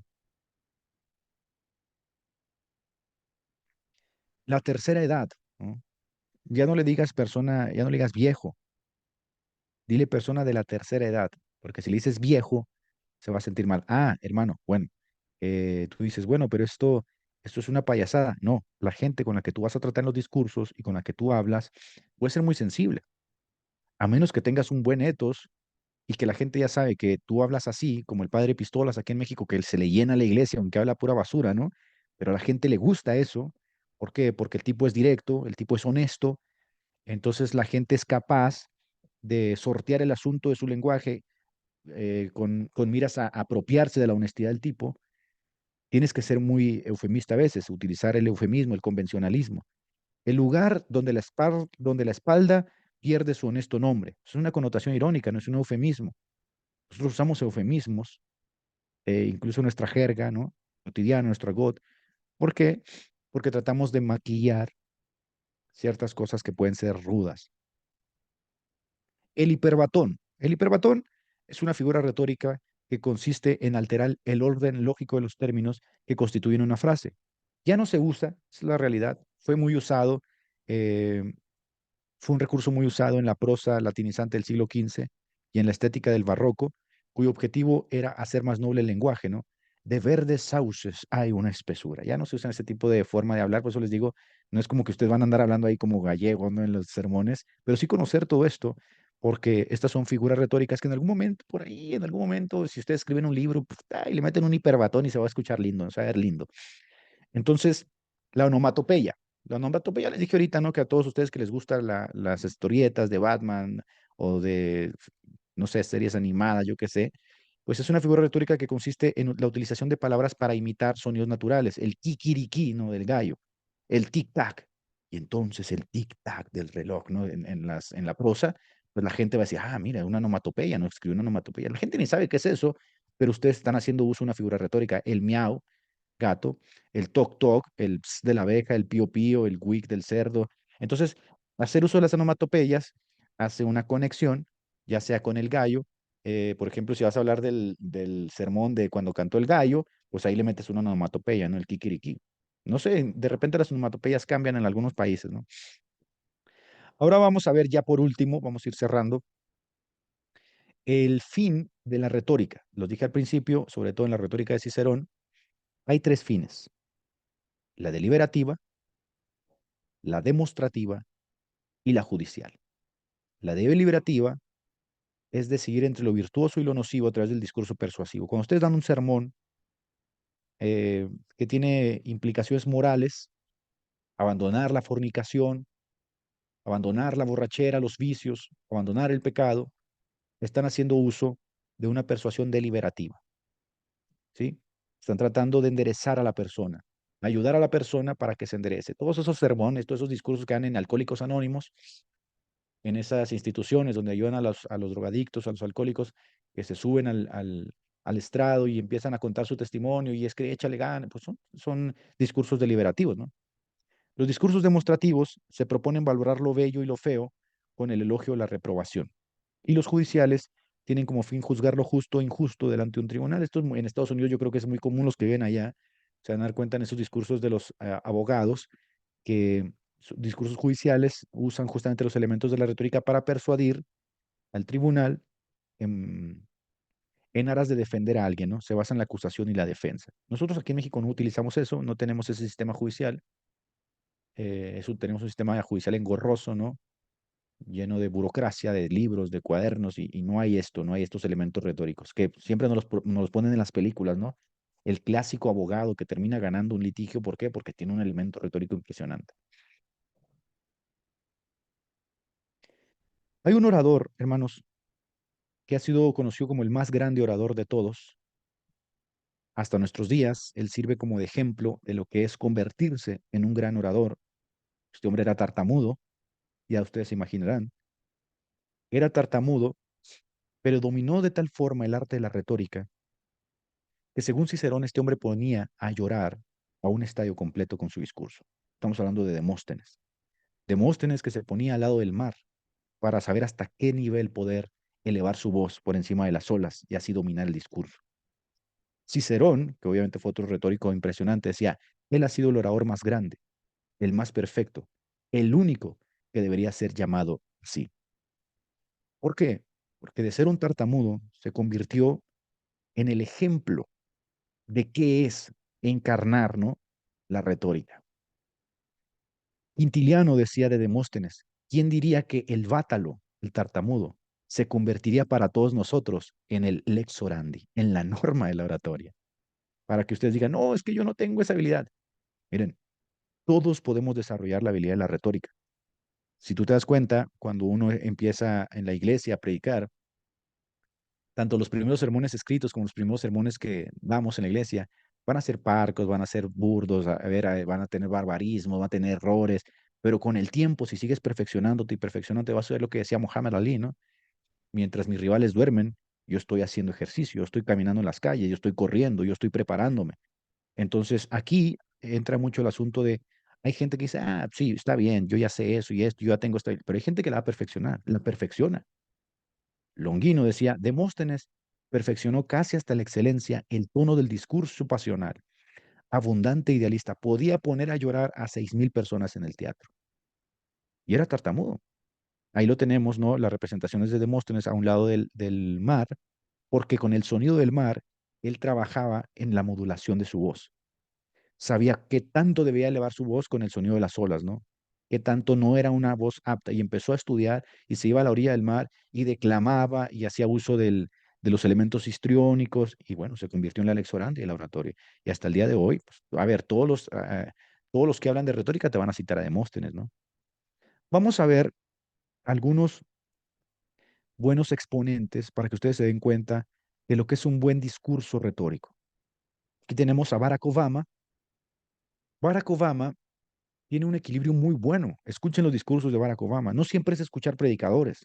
Aprendan de estas personas que han desarrollado los, los buenos hábitos de la retórica. Él tiene un buen equilibrio del ethos y del pathos, ¿sí? La forma del lenguaje corporal es muy buena. Su nivel de voz, aparte de que su voz es muy profunda, y llama mucho la atención, por supuesto, su etos, siempre impecable, aparte de haber sido el presidente de los Estados Unidos, eso ya le da un etos impresionante. Su patos es muy bueno, pero lamentablemente su logos no es tan bueno. Porque, a ver, los políticos adolecen de esto porque en su afán de ser políticamente correctos, sacrifican muchas veces la verdad, ¿no? ¿Qué podemos aprender, por ejemplo, de él? Podemos aprender el etos y el patos. Vean su discurso, vean su lenguaje corporal, vean la forma en que utiliza las palabras y se van a dar cuenta que es muy bueno. La verdad es que es muy bueno, es uno de los muy buenos oradores que todavía tenemos, ¿no? Que todavía existen. Entre él y Biden, por ejemplo, que es el actual presidente de Estados Unidos, bueno, Barack Obama se lo come mil veces, ¿no? Muy pocas veces trae un discurso escrito. Biden, por ejemplo, no puede salir sin un discurso escrito, ¿no? Siempre, incluso a veces, tiene el bochorno de que se lee en cámaras lo que trae escrito, porque no es muy precavido. Jordan Peterson. Jordan Peterson para mí actualmente es una de las reglas de lo que es la buena retórica. Él tiene un equilibrio muy mesurado entre logos, es una persona muy intelectual, por supuesto, y el ethos. Su patos está bien utilizado en sus libros, pero carece de patos en el discurso hablado. Peterson, al ser muy intelectual, sacrifica muchas veces el patos, ¿no? Y si tú ves, por ejemplo, a Peterson, te vas a dar cuenta que muchas veces sacrifica el pato. Entonces, ¿qué haces? Pues pones un discurso de Peterson con música, con esto, para que sea más persuasivo, porque por sí mismo Peterson es muy intelectual y tiene muy buen etos y tiene muy buen lenguaje corporal, pero muchas veces sacrifica su patos en aras de elevar su intelectualidad. Bill Graham, uno de los grandes evangelistas del siglo XX, él tiene un buen patos y etos, una muy buena elocuencia formada. De hecho, ahí está viendo el uso del arte histriónico, ¿no? Con las manos, todos estos elementos. Tiene un discurso pasional, emotivo, clásico de la retórica deliberativa. El discurso que conmueve, que es tajante, abierto, claro y te coloca en una disyuntiva, ¿no? ¿Qué le faltaba a Bill Graham? Logos, pero no porque no quisiera, sino porque su discurso era netamente evangelista y era muy sencillo, ¿no? Era muy sencillo. Entonces, él se puede decir que es un buen ejemplo de lo que era estar detrás de un púlpito predicando. Ahora, no estoy diciendo que él sea el mejor predicador, ustedes pueden tener predicadores y checar, ¿no? Mira, este es muy bueno en esto, esto es muy bueno en esto, y voy a tomar esto de él, esto me gustó de él, esto no me gusta de él, pero siempre y cuando tengas en claro lo que es justamente la retórica. Bien, creo que hasta aquí es más que suficiente. Yo tengo 3 clases de retórica, son 3 clases las que doy de retórica en mis cursos. Esta es la primera, de hecho aquí hice retórica curso Arge. Esta es la primera que yo doy, hay otras 2, igual si en algún futuro se puede, les puedo dar, pero creo que hasta aquí se puede haber sintetizado de forma general lo que es la retórica, ¿no? Las bases de la retórica, los elementos principales de la retórica, y creo que a partir de aquí, si ustedes son curiosos y tienen la intención de aprender, pueden acrecentar justamente este conocimiento en aras de perfeccionar el arte de la retórica en su discurso, hablado o escrito. Así que bueno, sin más, si alguno de ustedes tiene preguntas o comentarios o retroalimentación, voy a dejar ya el micrófono para que podamos participar todos. Adelante, Néstor. Muchas gracias, hermano Edgar, por la presentación y por el material. Que el Señor te bendiga mucho. Un favor nada más, si pudieras dejar de compartir para tener acá pantalla completa. Bueno, Bueno, hay unos comentarios por acá. No sé quién quiere iniciar las preguntas, la ronda de preguntas. ¿Lo hacemos levantando la mano o me voy primero por los que están aquí en el chat? Algunos son comentarios.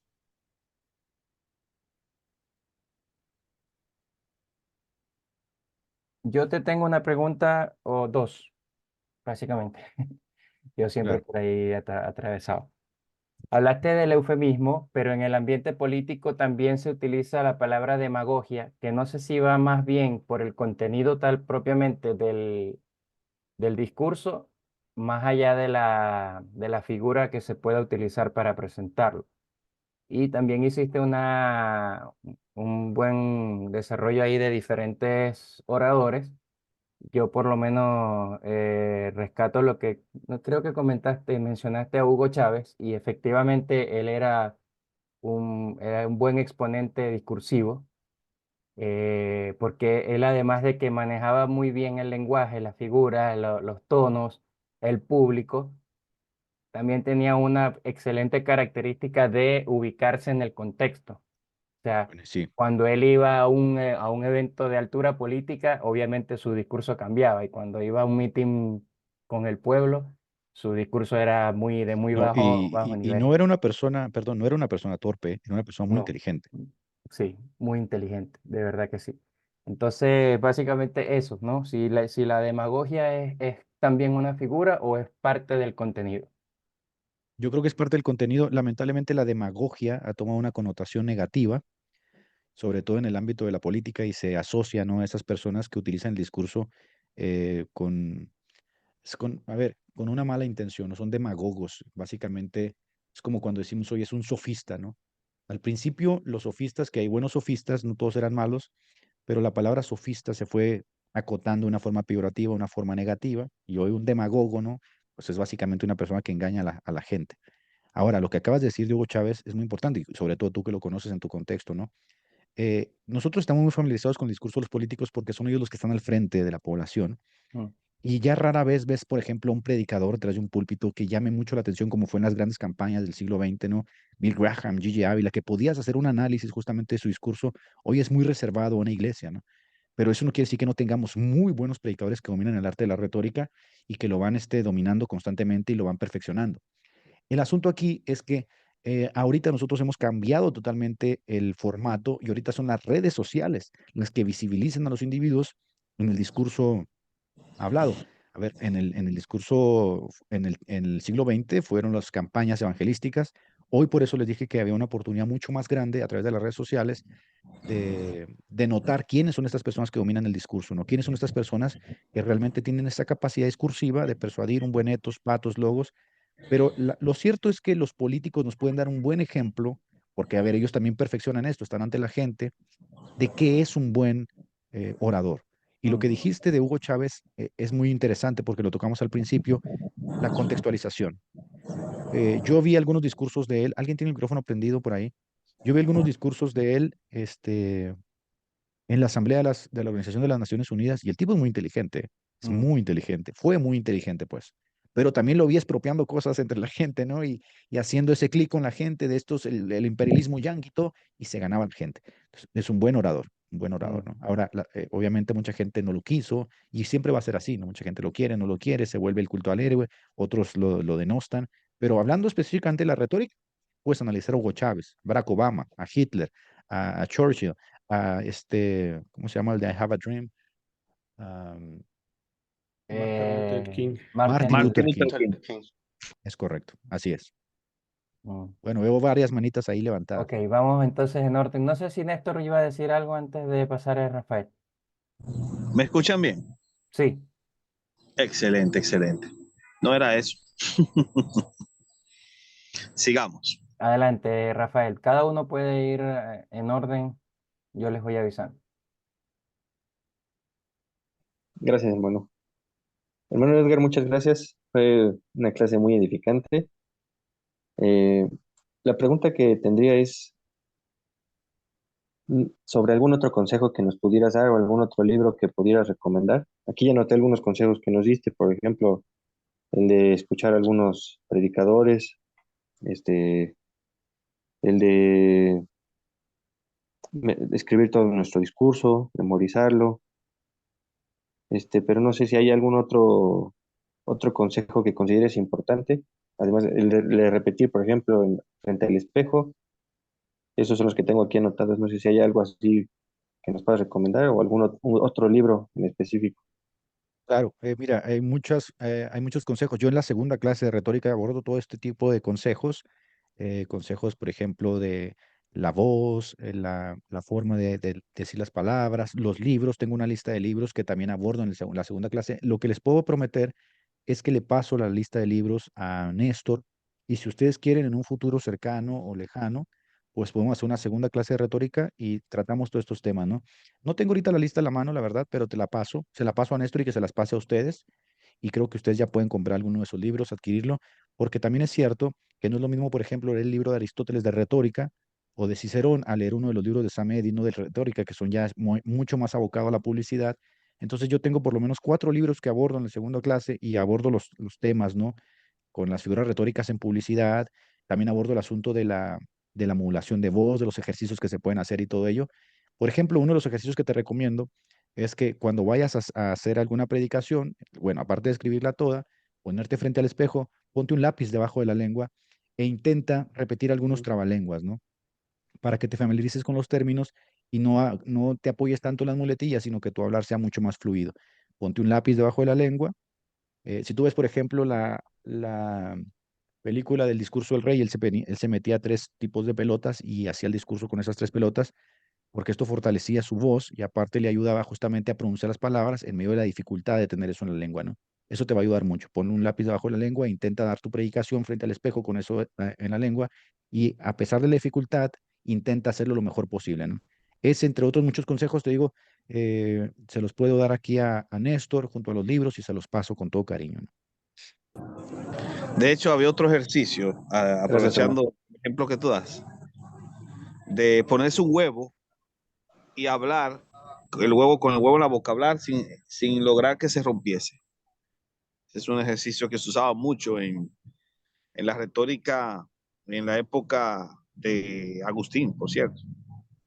Los grandes maestros hacían ese ejercicio con sus alumnos, entonces hablabas con el huevo crudo en la boca, evitando que se rompiese. Buenísimo. Ahora tendría que ser un huevo de codorniz. Un huevo de avestruz. Vamos con Emmanuel, hermano. Bendiciones. Adelante. Saludos, amado. Dios le bendiga a todos. Un placer. Amén. Estimado Edgar, un honor recibirle acá, mucha admiración, sobre todo por el Gracias, mi contenido hermano. que hace de la masculinidad. Se trata totalmente de lo que hizo a diario en el trabajo dentro de la casa. Pero en fin, quería decirle eso. Amado, mi pregunta tiene que ver con el inicio.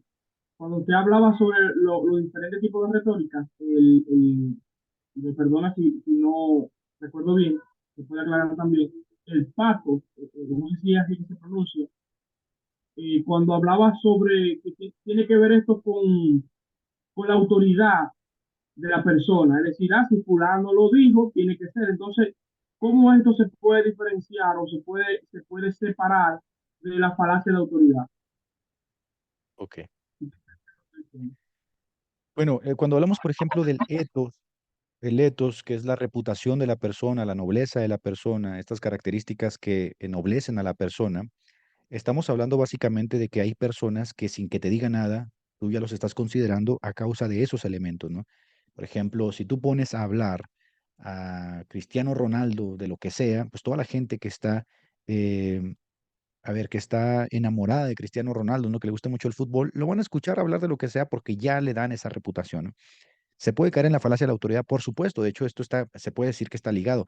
Las figuras retóricas, otra vez, puedes usarlas correctamente, puedes usarlas como estratagemas, ¿no? Un mal uso de las figuras retóricas.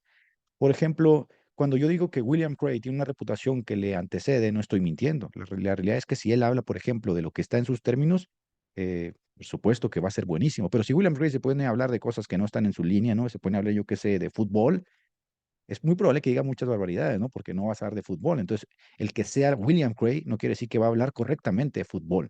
Eso sería una falacia de autoridad. O sea, hay que reconocer que, por ejemplo, la publicidad nos intenta vender esa falacia de autoridad, ¿no? Pero en el uso de la retórica, sí hay que entender que nosotros podemos construir la reputación, ganarnos la reputación, ennoblecer a través de virtud de nuestra reputación, de forma que cuando hablemos la gente sepa que sabemos de lo que estamos hablando. Por ejemplo, yo estudié psicología, tengo una licenciatura en psicología. Si alguien me dice, no, usted no sabe lo que está hablando, yo saco mi título, ¿no? Oiga, discúlpeme, pero yo estudié una licenciatura en psicología, no estoy apelando no sería una falacia de autoridad, ¿no? No estoy incurriendo en ningún sesgo, no estoy incurriendo en nada falso, tengo una licenciatura. Entonces estoy autorizado para hablar y no solo para eso, sino para tratar a personas que tienen problemas psicológicos. Ahí. Pero ¿qué pasaría, por ejemplo, si yo digo, soy licenciado en psicología, por lo tanto, la Liga Mexicana de Fútbol tiene este problema y este problema? Pues no tiene una cosa que ver con la otra, ¿verdad? Ese es un error. Bueno, la publicidad usa esta estratagema. Te dicen, miren, este es Luis Miguel y te voy a vender Uber Eats. Por lo tanto, compra Uber Eats. Pues no tiene nada que ver, ¿no? Esa es una falacia de autoridad.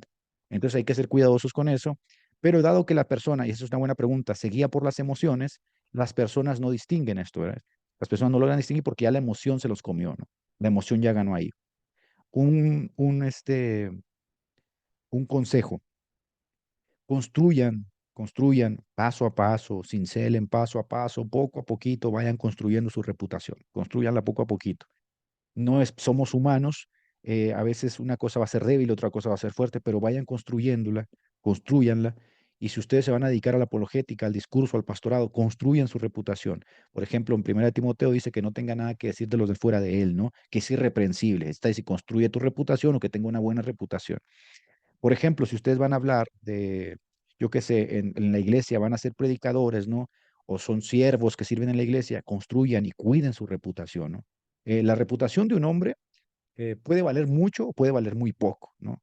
Ahora, el que construyas tu reputación no quiere decir que le vas a caer bien a todo el mundo. Hay gente que le vas a caer muy mal, pero la realidad es que construir la reputación es que cada vez le añadas más virtud a lo que eres, a lo que dices, a tu persona, de manera que los otros, aunque te odien, sepan que estás, por ejemplo, en lo correcto. Por ejemplo, me sorprendió mucho ayer que salió Luis Lisboa diciendo: a ver, Edgar Pacheco me cae muy mal, ¿no? Tengo muchas diferencias con él, pero está en la línea de la ortodoxia en este tema. Bueno, ahí hay una reputación que se ha ido construyendo y que otro logra reconocerla. Otro va a decir: no, Pacheco está loco, no, y esto y aquello. Pero, obviamente, hay una forma de discriminar esto, ¿no? Yo creo que el asunto del etos en nuestra sociedad se refuerza mucho con los títulos, ¿no? Él tiene un título de psicología, él tiene un título en teología. Bueno, obviamente eso ayuda, pero también a veces nos olvidamos de las cuestiones morales. Hay que trabajar en ellas, ¿no? Hay que trabajar en ellas y construir nuestra reputación poco a poco. Nos puede llevar años, pero obviamente esto va a tener buenos frutos. Vamos con el hermano Gustavo González. Gracias, Edgar, por la respuesta. Hola a todos. Edgar, un gusto que estés acá con nosotros y hermano Néstor, de verdad, muchas gracias por hacer esto posible. De verdad que yo me siento muy, muy contento de tener a Edgar por acá. Edgar, tengo una pregunta, ojalá que no se salga del tema. Hace ya ah, hace mucho tiempo yo escuché que tú decías en uno de tus live que cuando el pastor, y voy a ser bien directo porque Sí, se me quedó esa pregunta desde que lo escuché que lo dijiste, sí creo que va con el tema. Y cuando un pastor tiene una carnicería en la mente, llega el momento donde a la congregación como que se le transmite eso y como que de alguna manera le afecta, pero sabes que no te entendí ese concepto de que qué es tener una carnicería en la mente, y esto va porque si el patos, ¿verdad? Si no el, o sea, las emociones del pastor no están equilibradas, no están bien, entonces también lo que se transmite sería también algo equívoco. No sé si me estoy equivocando, claro, pero esa claro, es la claro. idea. Bueno, en psicología nosotros hablamos mucho de la gestión de las emociones, ¿no? Gestionar correctamente las emociones es tener un buen fuero interno, es decir, un dominio correcto de las emociones. Esto no quiere decir que seas una persona, este, que no exterioriza sus emociones, sino que sabe cuándo exterioriza sus emociones, ¿no? Sabe cuándo llorar, sabe cuándo enojarse correctamente, sabe cuándo reír, no es inoportuno, no es impreciso. Entonces hay personas que dicen: no, yo tengo mucha gestión de mis emociones, yo por eso no lloro. Eso está mal, es incorrecto. Si no lloras vas a tener resultados funestos a la postre, ¿no? Cuando yo dije eso, me refiero sobre todo a la carnicería en la conciencia, ¿no? La conciencia. La conciencia como ese órgano que nos faculta para discriminar entre lo que está bien y lo que está mal. Lo que pasa es que nosotros, cuando somos formados en la vida cristiana, en la vida espiritual, siempre somos formados por otro, nos guste o no.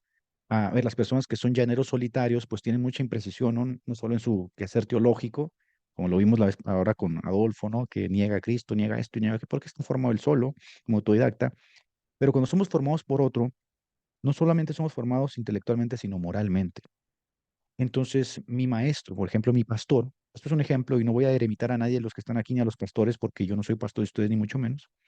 Mi pastor, por ejemplo, cuando había una boda en la iglesia, él acompañaba la boda, pero cuando los novios iban a bailar el vals como esposos, él se iba de la boda, ¿no? A él le parecía eso pecaminoso. Eso es lo que me refiero. Porque él fue formado por otro pastor, que a la vez fue formado por otro pastor, que a la vez fue formado por otro pastor, que le habían inculcado la idea que hasta que tú ya estés consumando el matrimonio, tú no debes de estar pegado a tu mujer. Entonces, bailar para él le lastimaba la conciencia y prefería no verlo. Pero ¿qué pasaba? Que él enseñaba eso a la iglesia. Aquí es donde yo digo, no puedes tolerar algo que no es en sí pecaminoso y lo impones sobre los demás y entonces trastocas la conciencia del otro y lo que para ti es pecaminoso luego se convierte en pecaminoso para el otro y lo para el otro y lo para el otro y lo para el otro. Ese es un ejemplo de lo que sería tener una carnicería para mí en la conciencia de que no siendo maduro en cuanto a ciertas cosas que no son en sí pecaminosas, terminas imponiéndolas sobre los demás. Otro ejemplo, por ejemplo, en la Biblia nos dice que había personas que no comían carne, ¿no? Porque les lastimaba la conciencia a causa de que mucha de esa carne se vendía en los mercados y estaba sacrificada a los ídolos. Pero hay otros que sí la comían. Entonces, el fuerte, ¿no? El fuerte en la fe o el robusto en la fe tenía que lidiar con el débil de conciencia. Pero el problema sería que el débil de conciencia tomara el púlpito y le dijera a todos, todos ustedes no pueden comer carne, porque ahí estaría imponiendo su debilidad, con la cual tenemos que tratar en amor, tolerarla, llevarlo en hombros, la está imponiendo a los demás, ¿no? Entonces, para mí, un débil en conciencia no es una persona que gestione sus emociones, no es una persona que sea sensible, no es una persona que se llore por su pasado, no. Una persona débil de conciencia es una persona que considera cosas pecaminosas que no son necesariamente pecaminosas. Como dice Apocalipsis, al que le es impuro todas las cosas le son impuras y de repente anda viendo pecado en todas partes y ya no es una persona que pueda tratar sanamente, ¿no? Con cuestiones morales o cuestiones espirituales o teológicas, porque va delante de él el tormento de su conciencia, es débil de conciencia. Por ejemplo, les voy a dar otro ejemplo. Hay gente que no tolera que otra persona escuche música que usted llama secular, ¿no? Para mí, música cristiana y música secular. Entonces, si te ven escuchando, por ejemplo, una canción, yo que sé, de Luis Miguel, se van a volver locos. ¿Por qué? Porque ellos mismos no lo toleran. Pero ahí no acaba la cosa. Ellos no quieren que tú tampoco lo toleres. Y han aprendido a justificar estas cuestiones. Pero una persona que dice, es que mi hermano, a mí eso no es, o sea, esta canción yo se la dediqué a mi esposa cuando nos casamos, yo la amo, etcétera, etcétera. Y te va a justificar también sus convicciones y va a haber un choque, ¿no? Pero aquí tenemos otra vez el asunto de la conciencia de llevarlo a un límite superlativo, ¿no? O sea, imponerlo sobre todos los demás como un criterio universal moral y decir todo aquel que no lo hace está mal y cuando yo veo a alguien hacerlo me siento mal. Entonces tenemos una persona moralmente débil, eh, de conciencia débil, que está imponiendo como criterios universales algo que a él le pesa mucho sobrellevar en los demás hermanos, ¿no? Y con esto, hermanos, no estoy diciendo que hay cosas que no sean pecaminosas en sí. Lo que estoy diciendo es que no hay criterios universales para ciertas cosas. Miren, si yo tengo un tío que es adventista, él no come puerco, ¿no? Para mí, esas cosas a mí no me atan, no, no toques, no palpes, no gustes, no pruebes. Yo no estoy atado a esos rudimentos de la carne porque esos rudimentos se acaban en Cristo, pero mi tío piensa que si yo como carne de cerdo yo soy pecador. Entonces, cuando nos reunimos a veces la familia y por alguna razón alguien saca unos cueritos por ahí, él se va de la casa. ¿Por qué? Porque no le basta el tener él ese problema, sino que quiere imponerlo sobre los demás. Pues no, nosotros nos comemos unos cueritos con salsa bien a gusto, allá el problema es de mi tío, ¿no? Él que lidie con su problema. Ahora, eso no quiere decir que no toleramos al débil. Sí, sí lo toleramos y lo amamos. El asunto es cuando el débil intenta imponerse sobre todos, ¿no? Y diciendo, esta es la regla universal. Para mí, esa es una persona débil de conciencia. Eso es básicamente lo que traté de decir, hermano. No sé si me di a entender o si tengas por ahí otra duda. Muy bien, gracias, Edgar. Néstor. Bueno, no sé si tienen alguna otra pregunta, pero creo que ha sido muy claro la explicación de retórica. Para mí, como siempre, es un placer poder hacer este encuentro con los estudiantes FDL para que así puedan desarrollar mejor su habilidad retórica. Recuérdense otra vez que el desarrollo en el campo apologético se mide a través del debate y los debates son una expresión retórica. Por lo tanto, si usted quiere ser bueno en los debates, tiene que saber retórica. Y qué bueno que trajimos aquí a Pacheco, que es un as en el arte de la retórica, así que yo me siento complacido realmente por esa parte. Así que es un honor haber tenido aquí, amigo mío, y no sé si tienes algunas palabras finales que quiera dar a la audiencia antes de hacer el cierre oficial. Hay una No, pregunta muy, de Melvin acá. Ah, Melvin. Ah, escúchame, Melvin. Claro. Melvin No, de Intelectuales Teístas. No, es un crack. Es un tranquilo, tranquilo, Saiyajin, profe. un dos. Ese hizo la fusión con Trunks. Así que dale. Ya me hizo reír, profesor. Bueno, excelente exposición, mi hermano, como siempre. Mi hermano, mi pregunta es con respecto a, bueno, al principio mencionaste que para ser una persona elocuente o ser una persona muy retórica, pues tiene que cumplir ciertas características. Vamos a ver, sabemos que hay personas que nacieron por donde Dios, pues con una elocuencia, digamos, con una facilidad de palabras, otros nacieron en un ambiente muy formidable que les hizo formarse esto. Ahora eh, vamos a ver, sin mencionar nombres, sin ánimo de tal vez molestar a alguien, pero hay pastores, hay personas que cuando uno las escuchas, su tono de voz, su vocabulario es tan pacífico, o sea, son tan lentos para hablar.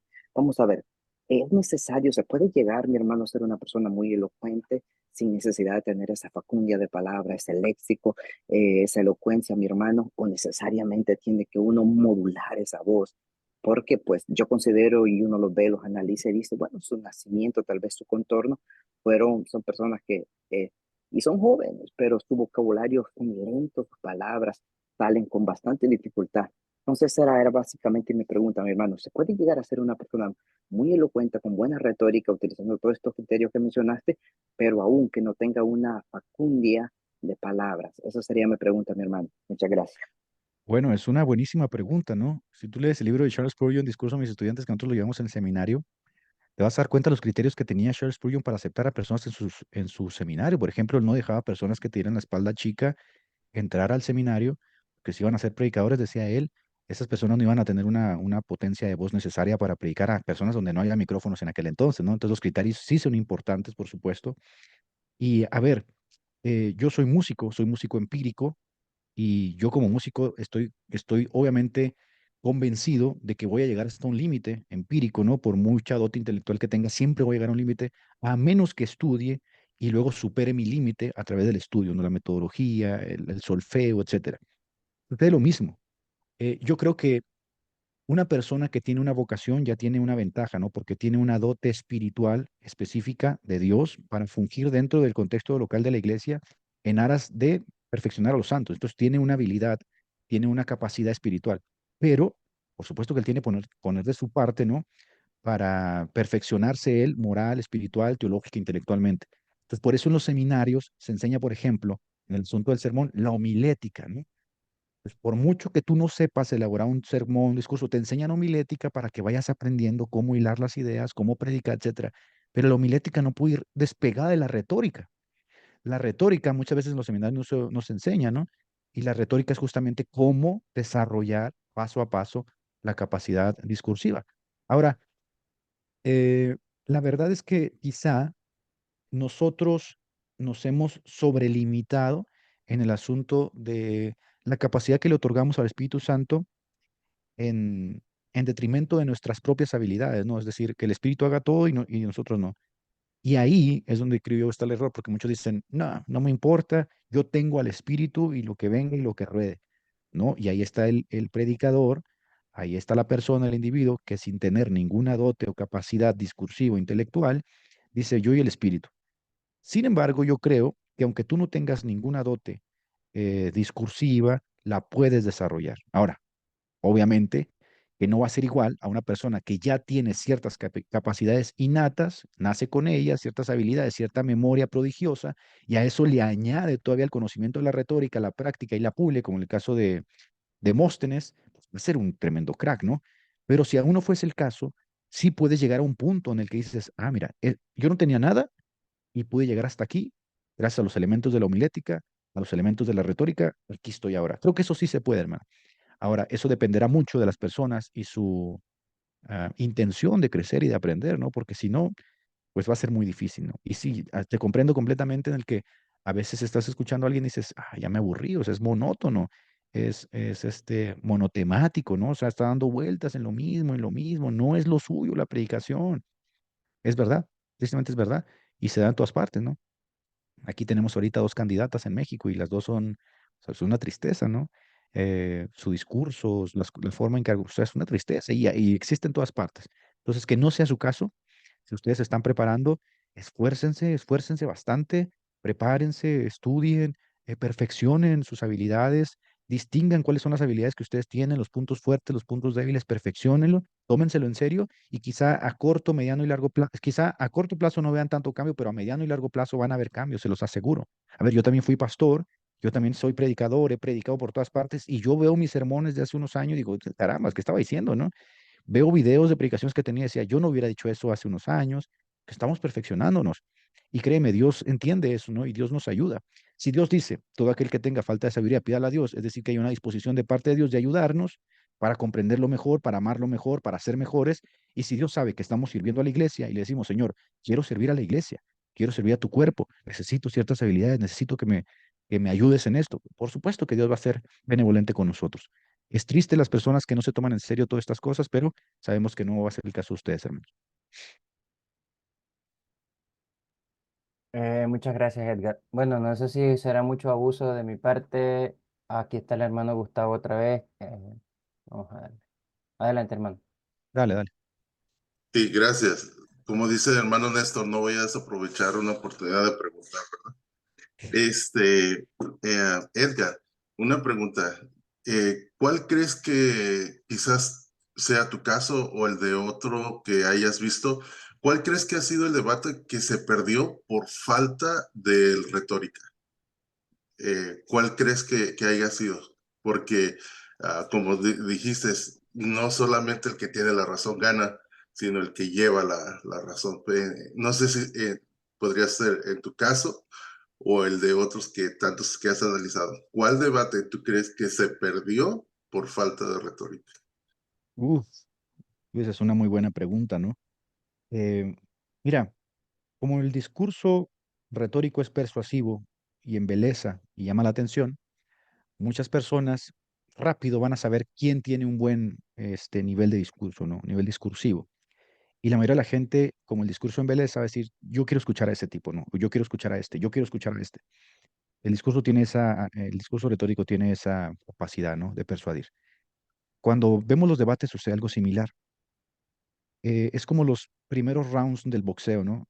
Luego se dice aquí que en ese primer round se miden, las personas se miden, qué tanto va a traer el otro, no lo miden con el jab, a ver por dónde me puede llegar, y ya en el segundo round se empiezan a pegar.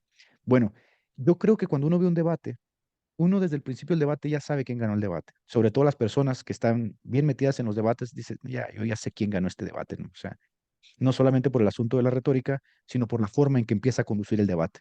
La gente, cuando es objetiva y clara, dice, ya, este debate se acabó hace 5 minutos, ¿no? O sea, este debate se acabó 10 minutos, porque en cuanto el otro empieza a hablar, dices, no, este tío no debe estar debatiendo.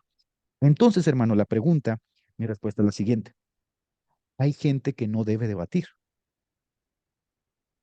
Aunque hay gente que tiene mucha capacidad intelectual, hay gente que no debe debatir porque no tiene habilidades retóricas. Y el debate, como el boxeo, requiere justamente de precisión y técnica. Entonces, hay gente que tiene muy buena intención, pero no sabe debatir. Creo yo, y bueno, no quiero hablar mal de nadie, pero bueno, voy a hacer un análisis por la pregunta que me hiciste. Creo yo que una persona, y de hecho, bueno, yo se lo dije, ¿no? Que tiene muy mala retórica, tartamudea mucho, se come las palabras, dice malas palabras, utiliza mal conceptos, pero es muy bien intencionado y es una persona muy inteligente, es mi hermanito Cristian Izquierdo. Yo le dije la última vez, Cristian, necesitas pulir tus habilidades retóricas porque estoy viendo constantemente que en los debates tartamudeas mucho, haces mucho uso de muletillas, trastabilleas, utilizas malos conceptos, dices malas palabras. Creo que eso te está restando puntos, la gente te está empezando a reconocer por esa parte, ¿no? Y creo que aunque en ocasiones ha tenido la razón, es decir, en verdad sus argumentos han sido más fuertes, ha perdido los debates en ese sentido, ¿no? Entonces, mi consejo sería doble, ¿no? O prepárate o no debatas, porque los debates requieren cierta precisión, no solamente teológica, cierta precisión retórica, intelectual, técnica, que tienes que desarrollar. Y si no tienes la intención de desarrollarlos, lo mejor es que no debatas. Puedes dedicarte a escribir, puedes dedicarte a enseñar, ¿no? Con más paciencia, sin estar en el fogueo de lo que te está diciendo el otro y respondiendo. Y es difícil, hermano. Mira, sobre todo en el asunto del debate, contestar una pregunta sobre la marcha en 2 minutos, a ver, requiere habilidad. Por supuesto que requiere habilidad, y te lo va a decir cualquiera. ¿Por qué? Porque tienes que echar a andar el ratón en la cabeza a 1000 por hora, ¿no? Si no, por ahí te meten un gancho y por acá te meten un jab, ¿no? Entonces, por supuesto que se tiene que perfeccionar. ¿Y cómo se perfecciona? Pues primero debatiendo. Pero yo creo sanamente que hay un punto donde dices, no, esto no es lo mío, ¿no? No, ya mira, una pataleada aquí, la otra allá y otra acá. No, esto no es lo mío, ahí nos vemos, yo me pongo a hacer memes y todos felices, ¿no? Entonces, ¿cómo vas a saber si tú tienes ciertas habilidades, mano? Debatiendo. Nosotros, por ejemplo, en el canal de miembros de Sonoy Jucan, hacemos debates entre los miembros, ¿no? Debatimos por ahí a forma de aprender y yo ya voy detectando quién de los miembros tiene ciertas habilidades y quién no las tiene. Y se los voy diciendo, mira, no es lo tuyo, no tienes la habilidad, no pudiste despegarte el discurso, es la segunda vez que debates, no puedes dejar de leer, no estás escuchando lo que te dicen, no estás respondiendo correctamente. Y el otro es como pez en el agua, ¿no? Y se ve la madera, se empieza a ver la madera, este tiene madera, hay que pulir esto, hay que pulir esto, hay que quitar esto. Entonces, sí, hermano, hay personas que pierden los debates porque no tienen habilidad retórica, tienen solamente logos, pero como vimos ya en la clase, el logos no es lo único, ¿eh? El logos no es lo único. O sea, se requiere el patos y el etos. Así es una muy buena pregunta. Excelente. Bueno, no sé si es mucho abuso de mi parte, no sé si se fue Néstor por allí, pero yo quisiera tomar la proposición que hiciste de dar la siguiente parte. Ahora no sé si lo hacemos a través de Néstor, porque entiendo que esto tiene un ciclo de todo el desarrollo de FDL, pero sería bueno continuarlo, ¿no? Para dejarte comprometido ahí. No, yo encantado, ¿no? Si nos ponemos de acuerdo y con esto y que me escriba y yo con mucho gusto, de verdad. Vale, perfecto, perfecto. Gracias, Edgar. Bueno, por mi parte, yo creo que ya terminamos bien el ciclo. Le dejo entonces a mi hermanita Jessie Prado, que es la encargada de cerrar la sesión de hoy. ¿Cómo están, hermanos? Buenas tardes. ¿Cómo está, hermano Edgar? Bien, bien, Jessy, ¿cómo Estuvo ayer estás? visitándonos en la universidad. Muchas gracias por la charla para la universidad. Y bueno, pues recordarles a todos que esta clase va a estar en el FDL, ¿verdad, Héctor? Eso es correcto. Grabada para el FDL, así que la vamos a tener disponible para todos aquellos que no han podido entrar. Entonces va a estar en la página de YouTube del FDL, ¿sí? Así que no se preocupen por eso, porque creo que hay mucho que repasar. Agradecerle mucho a nuestro querido hermano Edgar por todo lo que nos enseñó el día de hoy. Y bueno, aprovechar también este tiempo para poder invitarlos a todos ustedes. Esta noche tenemos un programa con el profe Néstor, justamente con el auspicio de la carrera de liderazgo pastoral de la universidad aquí en Bolivia. Entonces les espero a las 9 de la noche, los que puedan hoy día. Va a ser por Facebook. Voy a intentar pasarles el link enseguida. Vamos a hablar sobre teología histórica. Estamos haciendo toda una serie de los tipos de teología que existen y para que podamos estudiar y profundizar más. Entonces, esta noche vamos a estar con el profe Néstor a partir de las 9 de la noche, hora Bolivia, en la página de Facebook Liderazgo Pastoral, Universidad de Aquino, Bolivia, ¿sí? Entonces, de todas formas, si ustedes buscan en YouTube el canal Razón y Fe, que recién lo estoy abriendo, también los diferidos van a estar en esa página. Así que muchas gracias y espero también pronto tenerlo en Razón y Fe al hermano Edgar. Ahí vamos a estar trabajando. Entonces, vamos a terminar esta clase, hermanos, como siempre hace nuestro querido profesor Néstor, que alguien pueda ayudarnos con la oración final y tal vez el hermano Edgar pueda orar por nosotros, por todo lo que hemos aprendido.